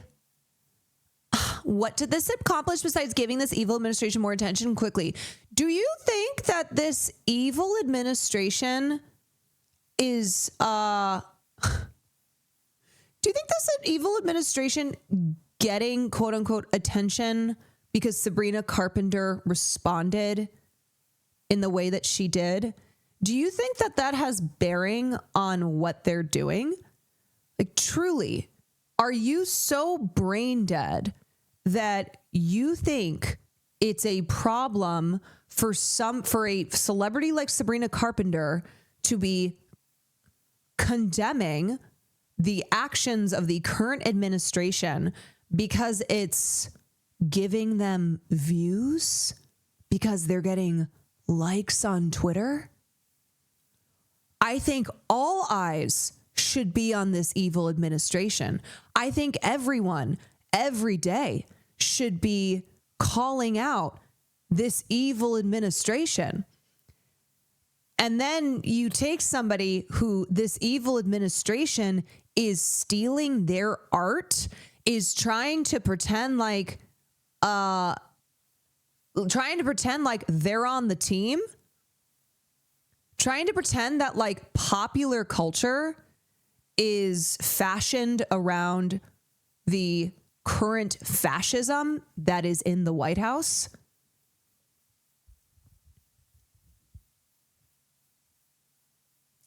They're coping because they know it looks bad for their fave. So this is an example of someone who, yes, I think this is a way to keep fighting the battle against all the evil people who have dared to criticize Taylor Swift for staying silent. Especially because in the past, she spoke up. Like, here's the thing, Chris Swiftie and everyone else, no one is saying that you can't listen to Taylor's music. No one is saying that, like, you can't continue to be a fan. you don't need to, nor should you, be continuously going to bat and try and provide excuses and try and reason Taylor out of the fact that she doesn't say shit. And on top of that, trying to throw under the bus major pop stars like Sabrina Carpenter, who is saying something. Swifties like this make us bad. And I know, I never fully generalize and say this is, every single Swiftie, blah, blah, blah, blah, blah. But it is just this idea that I need to crush this notion. I need to crush that there is any such thing as giving the Trump administration attention that they shouldn't be getting because you respond to a video of them brutalizing immigrants.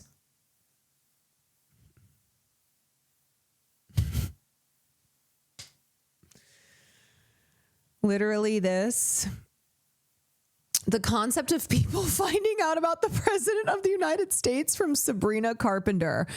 Yeah, do you really think that there's somebody who saw Sabrina's response and is like, oh, wow, I just now learned about Donald Trump.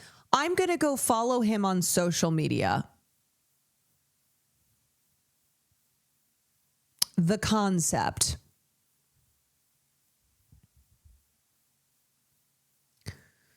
Fascists need a lot of optics to succeed traditionally. So yes, celebrities should position themselves before they get sucked up. Yes. And also, I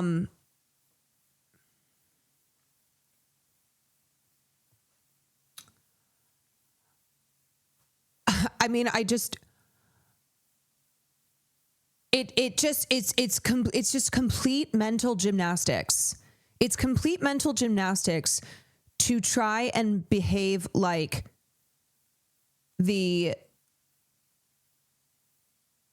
current political administration, the president of the United States, is somebody who, one, is even capable of being platformed, and two, shouldn't be called out, because then in being called out, it's going to bring eyes to what's happening. And then all of those people who then become aware of that are going to like throw a thumbs up and become a fan. Do you understand like why people cover these things? Why they try and bring attention to what the Trump administration is doing? Why people like spend why people's careers and lives are bringing attention, commentary, analysis, etc., so that people are aware of what's going on? Do you get that awareness in this situation would actually be a good thing? Because even somebody who has maybe voted for Donald Trump, seeing a video of immigrants being ripped out of their communities and treated so disgustingly this way makes them pause. Like, do you think that bringing attention to what Israel was doing was platforming Israel? Do you think the countless footage and everyone who was condemning Israel's actions and trying to draw attention to a genocide, do you think that was like, oh, we're giving little TikToker, the state of Israel, attention that they shouldn't be getting? The Swiftie fans who are responding negatively to this know that Taylor should say something. They feel guilty she isn't, so they're getting defensive over it and lashing out. It's just so absurd. It's truly... The concept of people finding out about the president of the United States from Sabrina Carpenter. My God. What's the TLDR in Sabrina? It's essentially that Sabrina responded on Twitter to the White House posting this video. Have you ever tried this one? Have you ever tried this one? Have you ever? It's literally using her song while they're beating the shit out of human beings. And going, have you ever tried this one? Bye-bye. And then Sabrina said, this is evil and disgusting. Don't ever involve me or my music to benefit your inhumane agenda. That's the TLDR. Didn't Olivia Rodrigo do the same thing when Ice used her song? Yes, she did. All right, y'all. I have to cover one more thing. One more thing for the evening. Chris Borkowski, thank you for the 2 months. Salty Dog, thank you for the 16 months.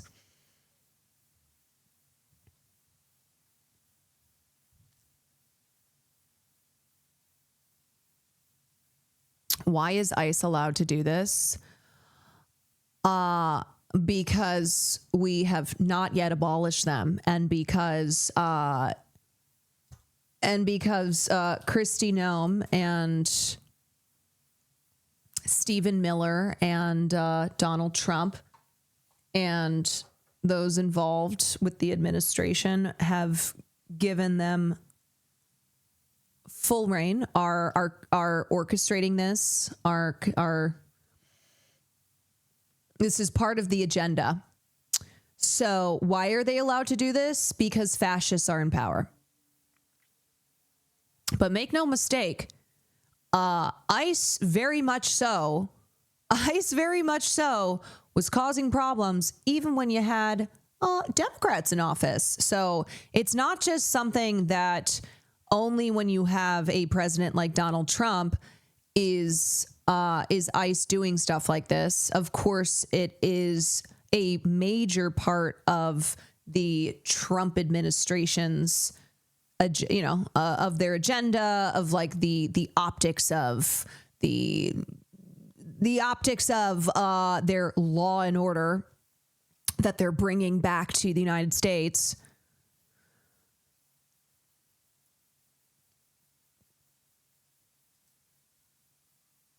Just saw your Insta post. You slayed too hard. Thank you. Okay, y'all. So last thing I wanted to talk about was Steve Cropper. Steve Cropper. Once we have an emote for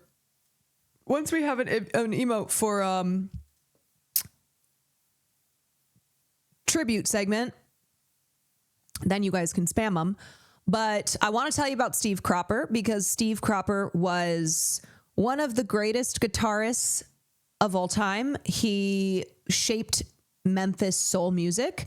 If you are a fan of, say, Booker T and the MGs, of Otis Redding, of Sam and Dave, of the Blues Brothers, then you have listened to songs that Steve Cropper wrote on, that he played guitar on. He was a very important part of the Memphis soul music scene. And some of my favorite songs, which include, and unfortunately Donald Trump used this in his fucking campaign, but which include Hold On, I'm Coming, Sitting on the Dock of the Bay, Soul Man, were songs that Steve Cropper was a part of. So wanted to discuss him, show y'all some of his most notable songs that I feel like everybody knows. As a member of Booker T and the MGs, and as a producer, he played a pivotal role in the rise of Stax Records, a storied force in R&B in the 1960s and 1970s. And I think we're going to start off by doing a little throwback. Are y'all ready? If you know, you know. But if you don't know, let me tell you that back in the day, before I had my starting soon screen, before Matt Stupid Art I commissioned him to make that art, I didn't know what to do for a starting soon. And I decided one day, you know what? I'm going to just pull up this. I used to do like music videos, whatever. One day I pulled up Hold On, I'm Coming, this performance from, I think this is like 1966. And it's one of my favorite. It's just, I love this song, but it's also one of my favorite live performances. And this was what the starting soon screen was for my stream. And it was, this is a 7 minutes and 14 seconds. And so I was like, okay, I have 7 minutes and 14 seconds. And just the fact that the song is Hold On, I'm Coming, which, funny story behind that. So when the song was being, or not the song, when Isaac Hayes and Dave Porter, who were a legendary songwriting team, they were in the studio. And the reason that they came up with the title of the song was because Hayes was trying to get Porter to hurry up. He was in the bathroom and he was trying to get him to hurry up, and so they could get back to songwriting. And so Hold On, I'm Coming comes from the fact that Dave Porter was taking too long in the bathroom, and Isaac Hayes was like, get your ass in here, toilet god, because we got some songwriting to do. So anyway, Hold On, I'm Coming was also great because it's like, hold on, y'all. I'm coming to the stream. I'll be there in 7 minutes and 14 seconds. Anyway, so this video was what I would play for my starting soon screen every day. And I can't believe that maybe I'm forgetting, but did I like not cover Sam Moore when he died back in January? Was I not live? Did something happen? I don't know why.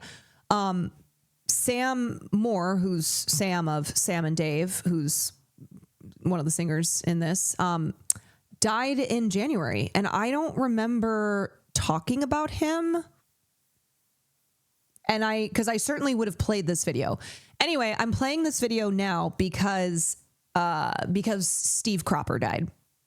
And Steve Cropper was a guitarist who was part of the Stax Records house band, Booker T and the MGS. And Booker T and the MGS was the band that backed up artists like Sam and Dave, like Otis Redding, Wilson Pickett, Carla Thomas, Rufus Thomas. And anyway, I think in this he shouts out Booker T and the MGS. Were you in Japan? No, I wasn't in Japan. That was at the end of January. No, it wasn't the fires either. I don't know. I really don't know. Sometimes this happens where I'll like randomly be looking someone up and go, wait a second, they passed away, and they passed away this year and I didn't cover them on stream? What happened? I failed. Anyway, here we go.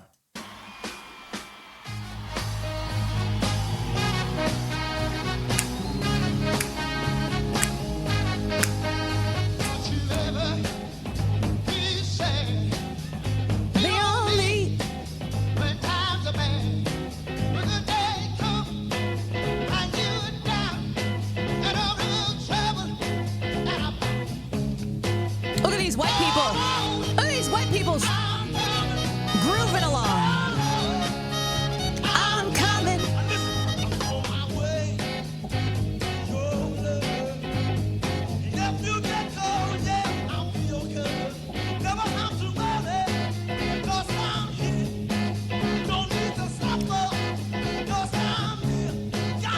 Hold on. I'm coming. Hold on.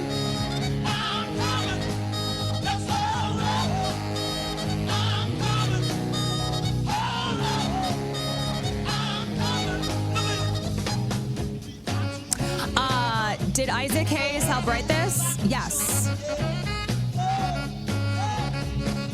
But also, Steve Cropper performs, he's one of the guitarists. Maiden Val. Thank you. 10 months.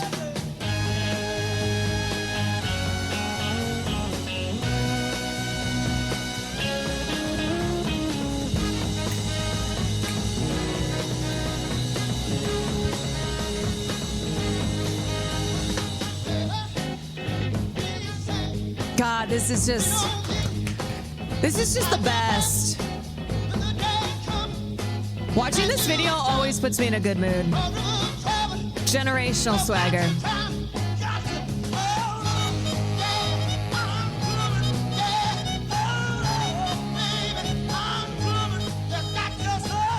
They're just dripping in sweat. You had a chance to interview Cropper once? That's sick. Hold on. Got to hold on.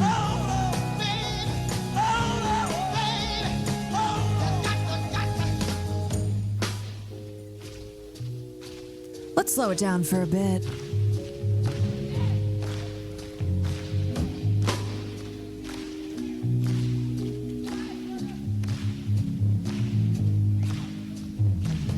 God.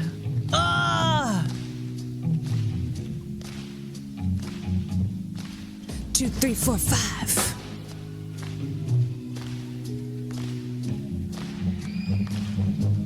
Do you sing? Only every day.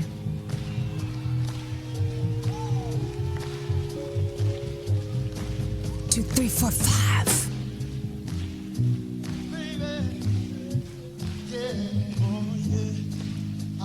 All my friends, kind. Now, David, I'm going back and I'm dressing again and finish A bottle of wine. Yes, we are. Now look at here. And I want to thank all of my friends.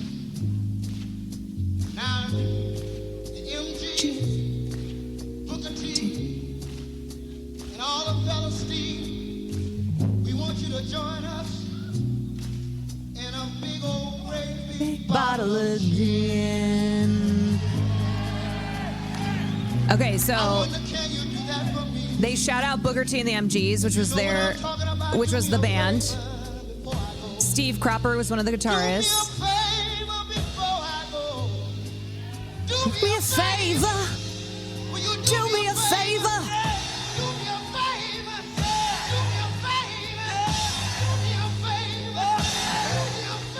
Come on, y'all. Won't you do me a favor? Get on up. Stand on up.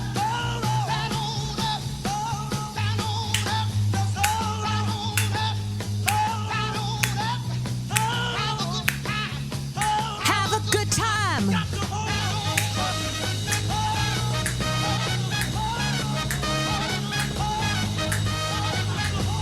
Got to hold on.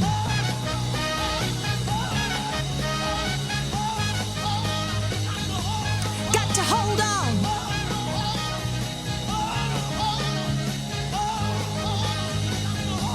Got to hold on.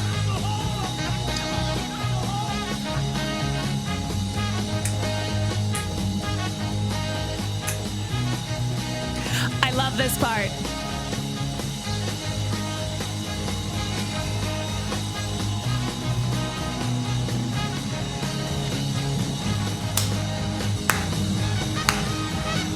Coming up.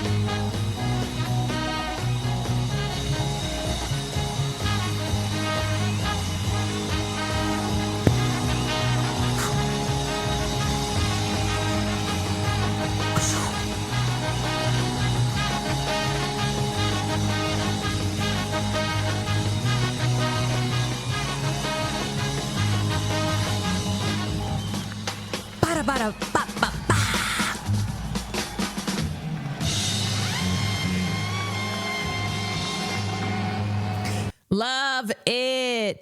Instagram pics. Oh, they hit the Pentagon. What's up? Okay, so that you couldn't really see him, but Steve Cropper's playing the guitar back there, and Booker T and the MGs, if you don't know, they were one of the first mixed race. They were one of the first mixed race. Can I just generally say bands? I don't think I need to even necessarily specify like soul music type bands, but they were one of the first mixed race bands. And this was also in the heart of Memphis in soul music, which was, of course, dominated by black artists. Or sorry, not mixed race. Oh, interracial. Interracial. I was like, that doesn't sound right coming out of my mouth. Not mixed race. My bad. Interracial. Because you had 2 white members and there were 2 black members. And one of them was Steve Cropper. He was a guitarist, songwriter, and producer, played a pivotal role in shaping the lean gut bucket soul music made at Memphis's Stax Records in the 60s and 70s. He died on Wednesday in Nashville. He was 84. As a member of Booker T and the MGs, the house rhythm section at Stax, Cropper played the snarling Fender Telecaster lick on Green Onions, the funky hit instrumental by the MGs from 1962. He also contributed the ringing guitar figure that opened Sam and Dave's gospel-steeped Soul Man, 'Cause I'm a soul man, the 1966 single on which the singer Sam Moore shouted, "Play it, Steve," to cue Mr. Cropper's stinging single-string solo on the chorus. Both records were top 10 pop hits and reached number 1 on the R&B chart. Okay, so here's Booker T and the MGs. This was Booker T. Jones, Al Jackson Jr., Cropper, and Louis Steinberg. He had an innate feel for a groove as well as a penchant for feeling over flash. Gifts evident in his bell-toned guitar work on Otis Redding's Sittin' on the Dock of the Bay, one of my favorite songs of all time. In 2015, he was ranked 39th on Rolling Stone's list of the 100 greatest guitarists of all time. Britain's Mojo magazine slotted him second behind only Jimi Hendrix on a similar list of guitarists published in 1996. I've always thought of myself as a rhythm player, Cropper said in an interview with Guitar.com in 2021. I get off on the fact that I can play something over and over and over, while other guitar players don't want to even know about that. They won't even play the same riff or the same lick twice. He was also a prolific songwriter. Credits typically as a co-writer include Dock of the Bay, Wilson Pickett's In the Midnight Hour, and Eddie Floyd's Knock on Wood. All 3 were number 1 R&B singles. Otis Redding's record topped the pop chart as well and won Grammy Awards for Best R&B Song and Best Male R&B Vocal Performance in 1969. In charge of artists and repertoire at Stax during the 60s, Cropper produced the recordings of many of the songs he had a hand in writing. His website states that he was involved in virtually every record issued by Stax from the fall of 1961 through year-end 1970. Judging by the testimony of the Stax co-founder Jim Stewart, it is not hard to imagine that this was the case.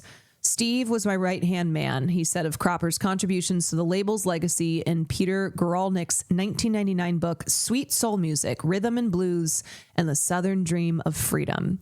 He would come to the studio and sit there and keep the doors open and take care of business. He was disciplined and responsible. Steve was the key.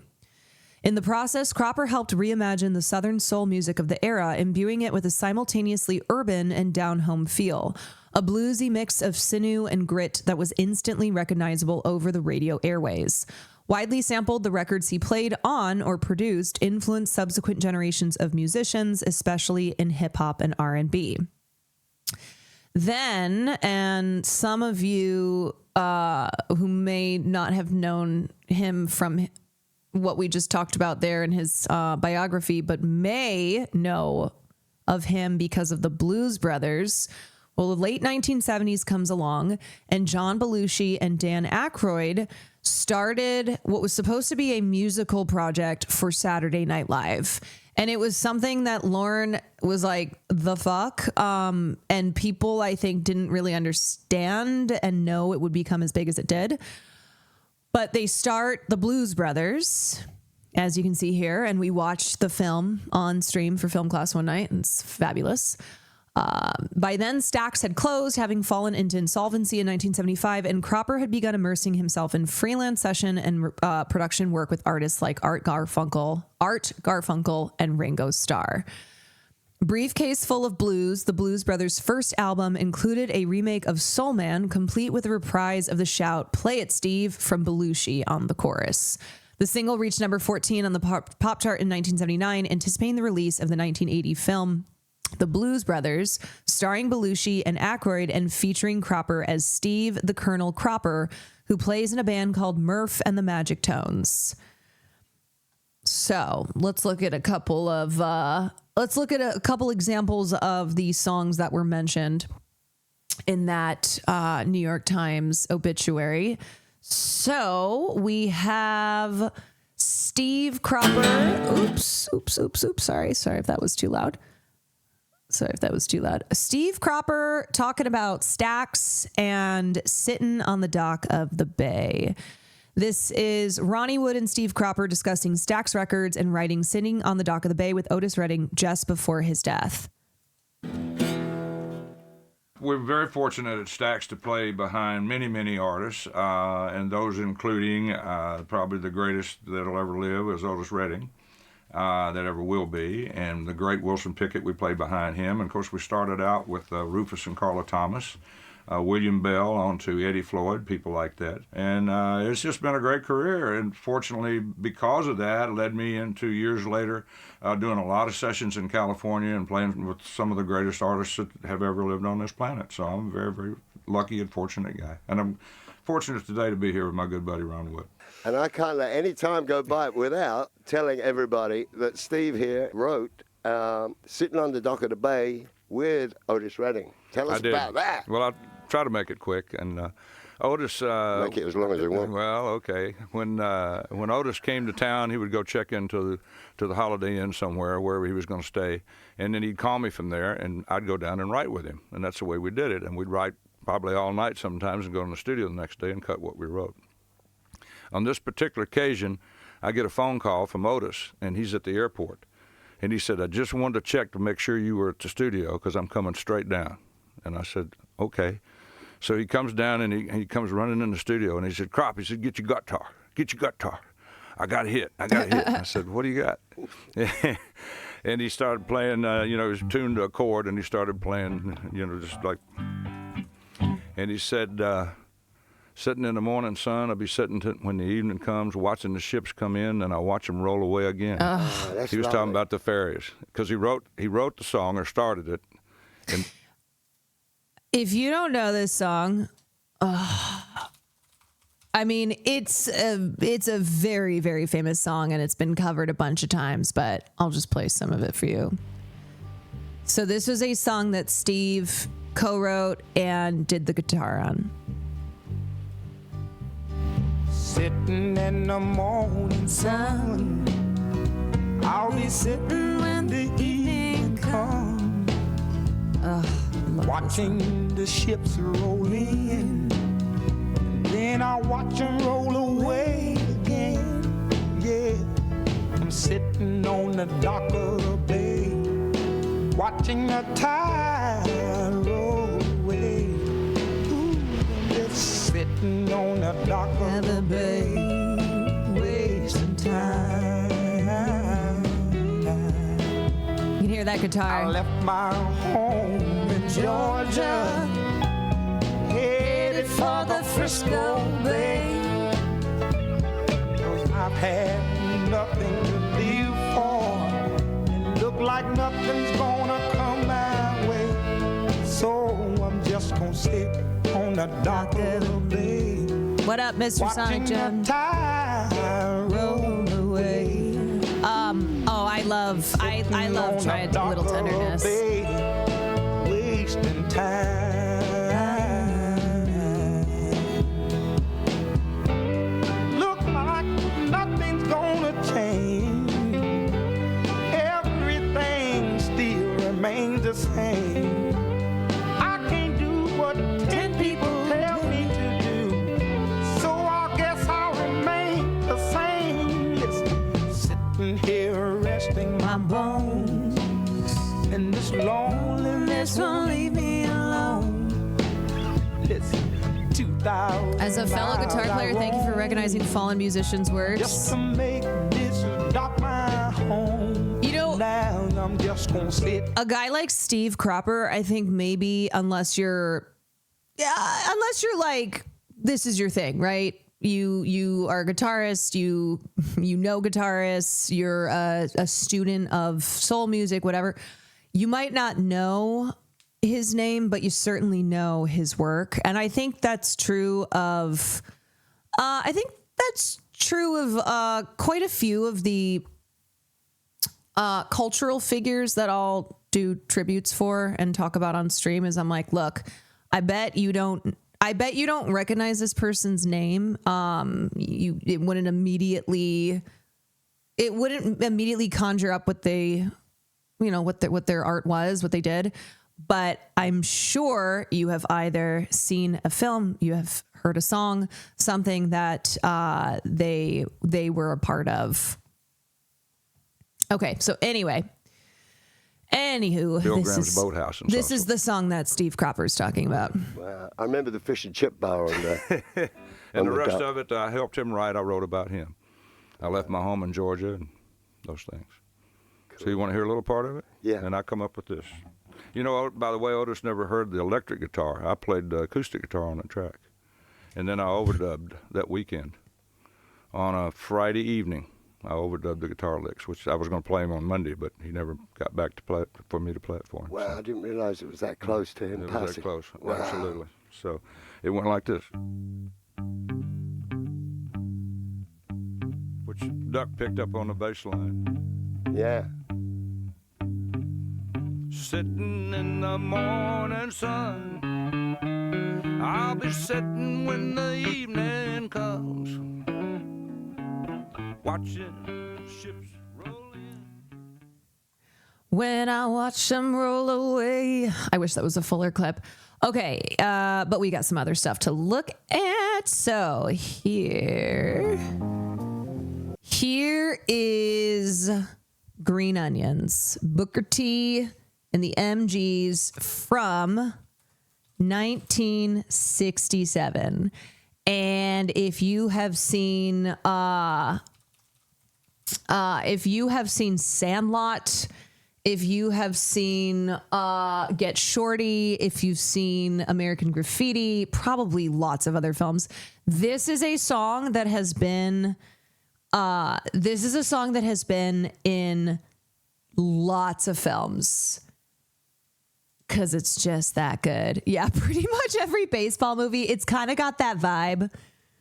It's kind of got that vibe of like, okay, you got underdogs. You got a big, you have a big like sporting something happening that it's all leading up to. But anyway, so this song was one of the most popular soul songs ever.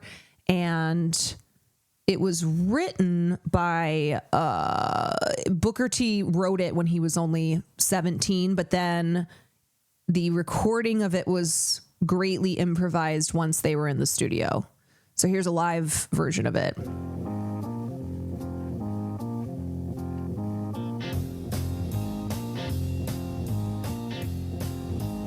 So it's a young Steve Cropper.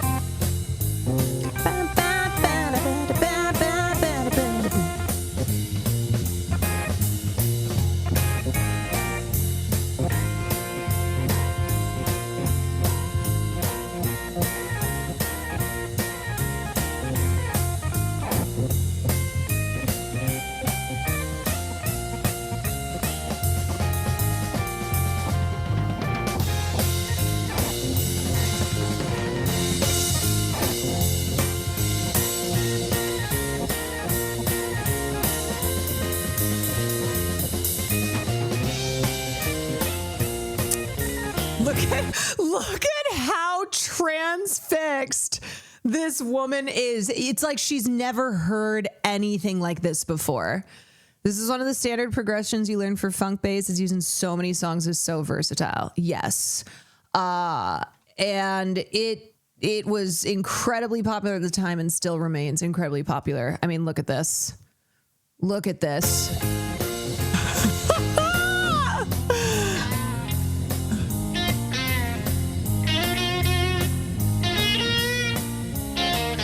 And the thing is, it's because Booker T and the MGs were fundamental in shaping Southern soul. So I'm sure she and others in the audience had never heard anything like this.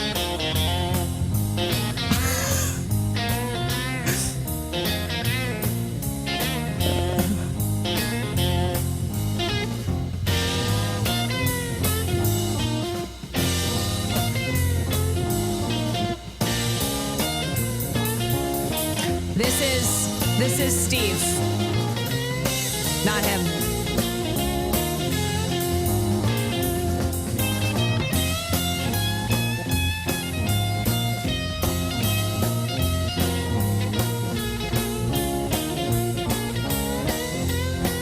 The only white boy in history to ever get it poppin'.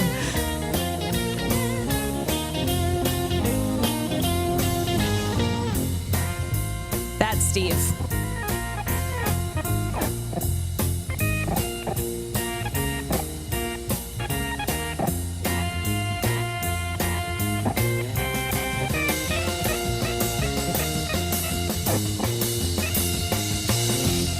That is Al Jackson Jr.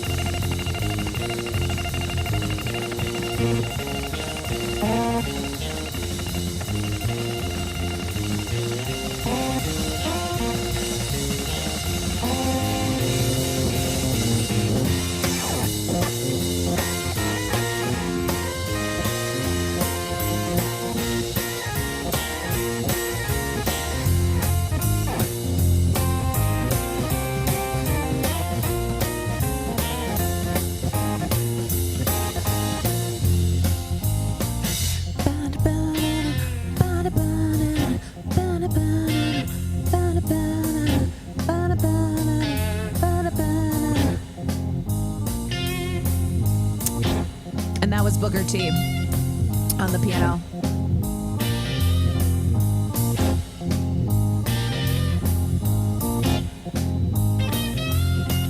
Just a fucking jam.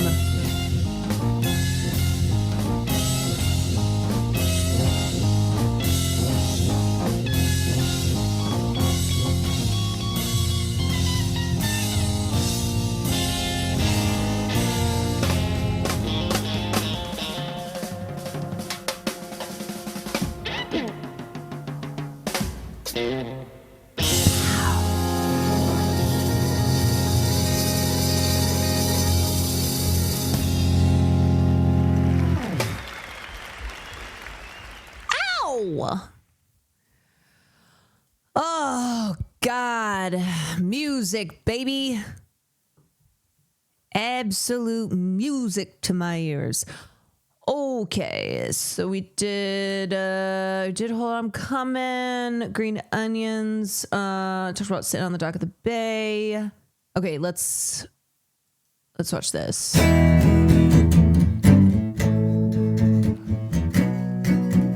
So this is guitar legend Steve Cropper recalls Blues Brothers Soul Man riff, which of course Soul Man was originally Sam and Dave's, and then Blues Brothers did a cover of Soul Man. I don't want to lose.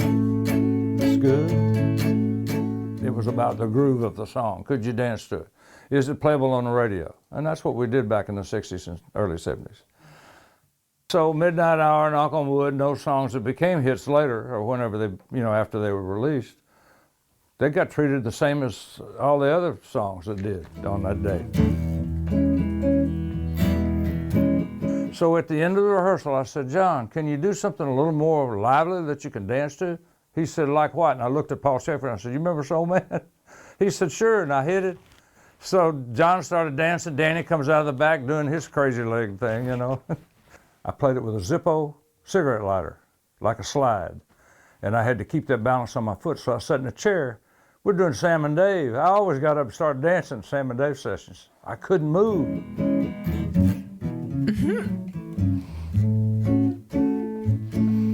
I tell the audience, I said, I'm gonna play this song. I'm just gonna play 2 notes and you name the song. And I go. Oh, that doodaloo. Okay, so here is on SNL, the Blues Brothers doing Soul Man. This is 1978 or 1979.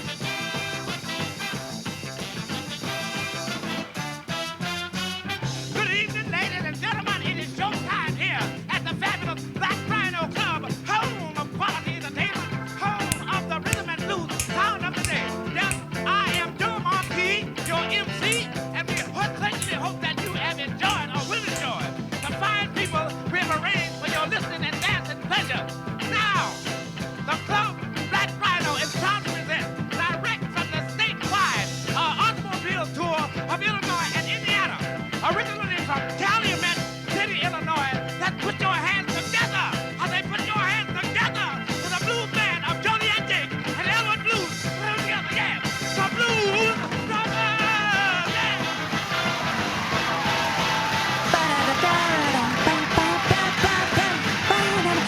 Also, I need somebody to introduce me with that level of energy. Put your hands together for Caroline Kwan!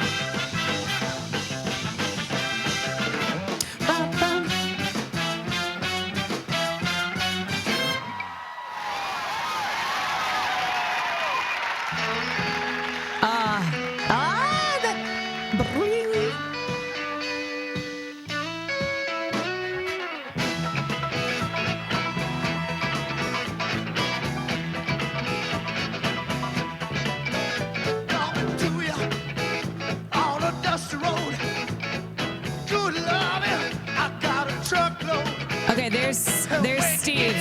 You can see him in the back on the guitar.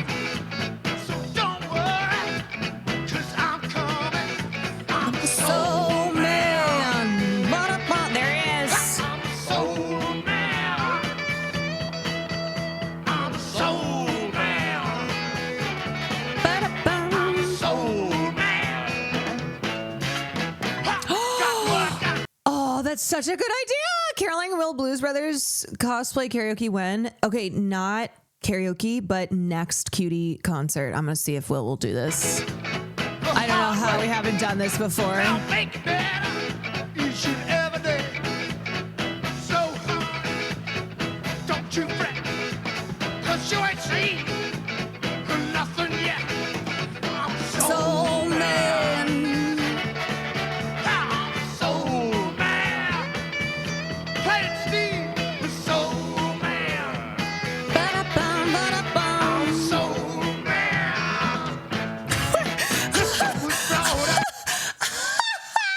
Is it too vague if you go to if I go to the Streamer Awards as a single Blues Brothers?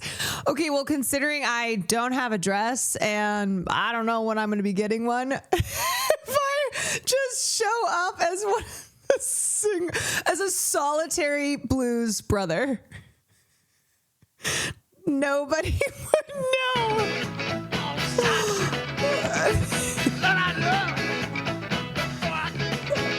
I was educated from good stuff. And I start loving The Blue Brother. I just can't stop. I'm a soul man. I'm a soul man. I'm a soul man. Lip Rats, thank you for the 4 months. Soul man. Well, grab a rope and I'll pull you in. Give you hope and be your only force. And Oh, there he goes. There goes Steve. I'm on a mission from God.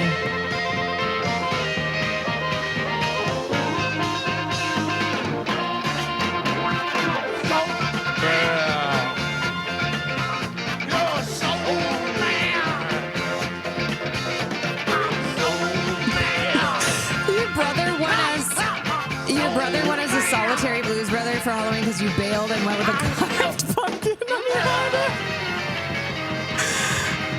It's pretty funny. Live from New York, it's Saturday night.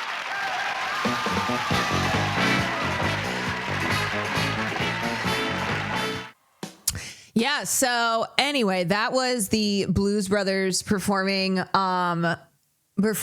live at SNL, and the genesis of the Blues Brothers was a sketch, but people were kind of confused at first because they were like, okay, so is this supposed to be a joke? Is this a sketch? When no, Dan Aykroyd and John Belushi wanted it to be performers. Like it was not supposed to be just seen as a skit or like kind of as a ha ha hee hee joke. And they were incredible. Like so good, just high energy, fun, great performers. And then here is the last, actually, yeah, wait, let me watch this. This is Steve Cropper on joining the Blues Brothers band. So this is what he did after Stax went under, and this was in the late 70s. He joined the Blues Brothers band.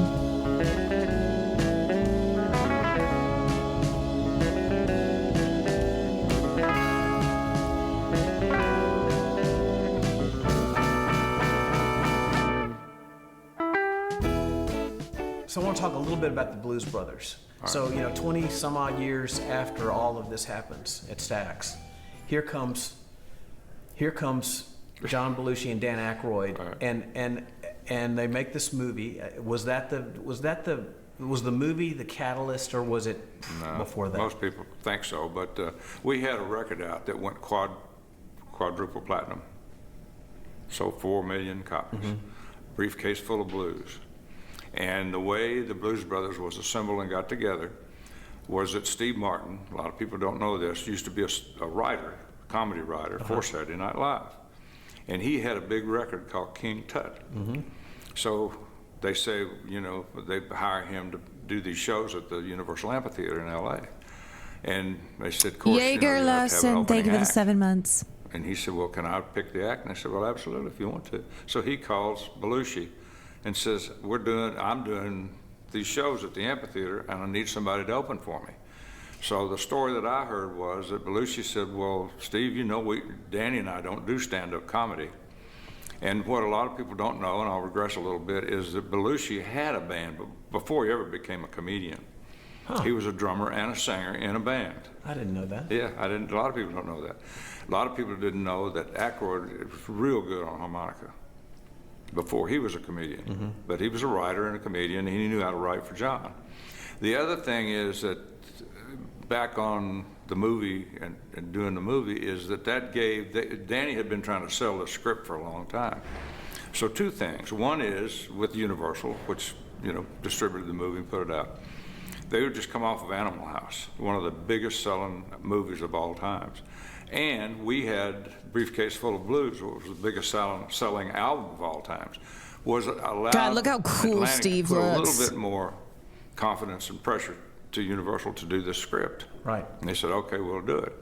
So they tell Danny, said, well, we're going to do your movie, but you have to use actors. And Danny says, hey, if we can't make it with the band, can a white boy swag out? And they said, well, you can't do that. We always use extras. And they said, and their theory was, we'd rather teach,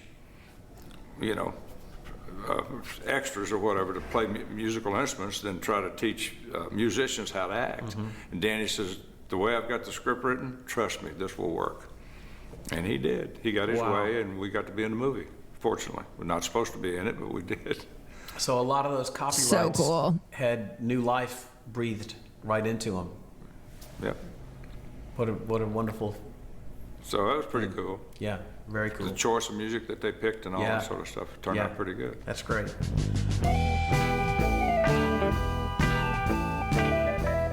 Okay, this is the last one that I have time for. I'm sorry, Drew. I know that's a great one too. But this is the end of Blues Brothers. You know the thing too, when because we're a pop culture focused stream here, and specifically I do film classes. I talk about legends after they have passed. There's so much crossover, you know, because like we had a whole conversation on Blues Brothers because we watched Blues Brothers for film night. And then just also like just often the overlap when somebody has died and we're looking back on their work, and it's something that we had already looked at maybe before because of someone else who was involved on it who also died. But yeah, that's just a lot of artists whose lives and careers cross paths. And so when they pass on, I'm like, damn, we've already done this before, but now it's because we're talking about this person. All right, this is Everybody Needs Somebody to Love.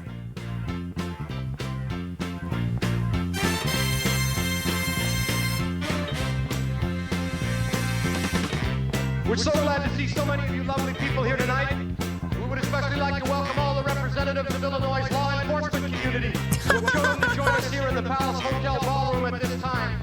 We certainly hope you all enjoy the show. And remember, people, that no matter who you are and what you do to live, thrive, and survive, there's still some things that make us all the same. You, me, them, everybody. Everybody. Everybody needs somebody. Everybody needs somebody to love.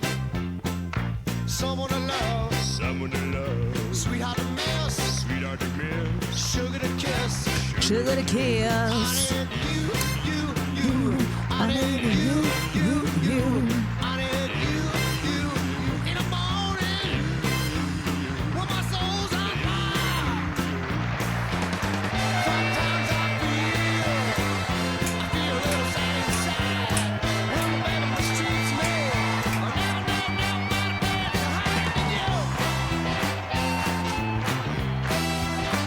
There's Steve.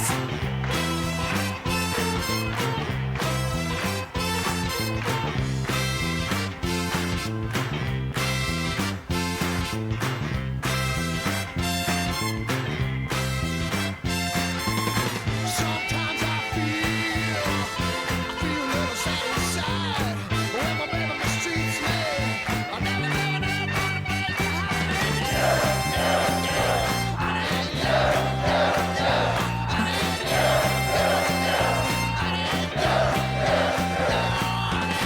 People, when you do find that special somebody, you gotta hold that man, hold that woman. Love him, please him, squeeze her, please her. Signify your feelings with every gentle caress. Because it's so important to have that special somebody to hold, to kiss, to miss, to squeeze and please.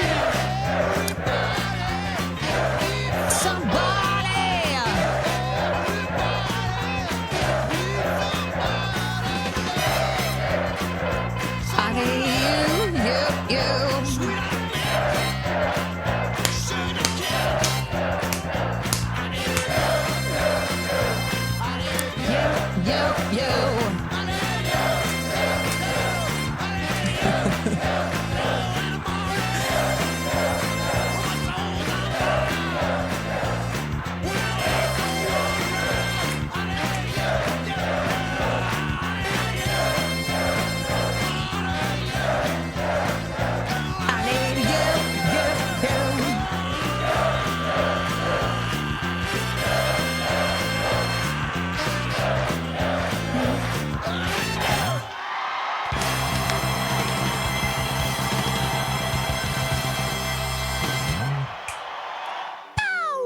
This movie's still fire. This movie rules. If you missed it when we watched it for film class one night, go watch it. I promise you'll have a great fucking time. Great fucking time. Okay, you guys. So that is just a little bit about the life and legacy and artistry of Steve Cropper. And that's all I got for y'all tonight. I think I actually, let me check I actually made it through not only everything in my title, but stuff that I didn't cover at the beginning of the week. So right now we're pretty much caught up. From what I had planned at the top of the week. Would you look at that? Everything happens as it should. I have covered everything in the world. There's nothing further for me to cover. That's it. That's all. We have simply talked about everything there is to talk about. Anyway, thank you for being here. Thank you for joining me. I'm going to send y'all to the birthday boy, Wake Wilder. Go give him some love. If you have a Prime sub, which can't believe you're not using it in here, but if you have a Prime sub that's got Wake Wilder's name on it, drop those Prime subs. But yeah, go wish him a happy birthday. We love Wake Wilder. Tomorrow we'll be back with gaming. I do have to go because I gotta go to a birthday party that it started at 8:00. So I'm an hour and a half late, but I'll see y'all later. And go listen to some Steve Cropper songs. Peace out, y'all.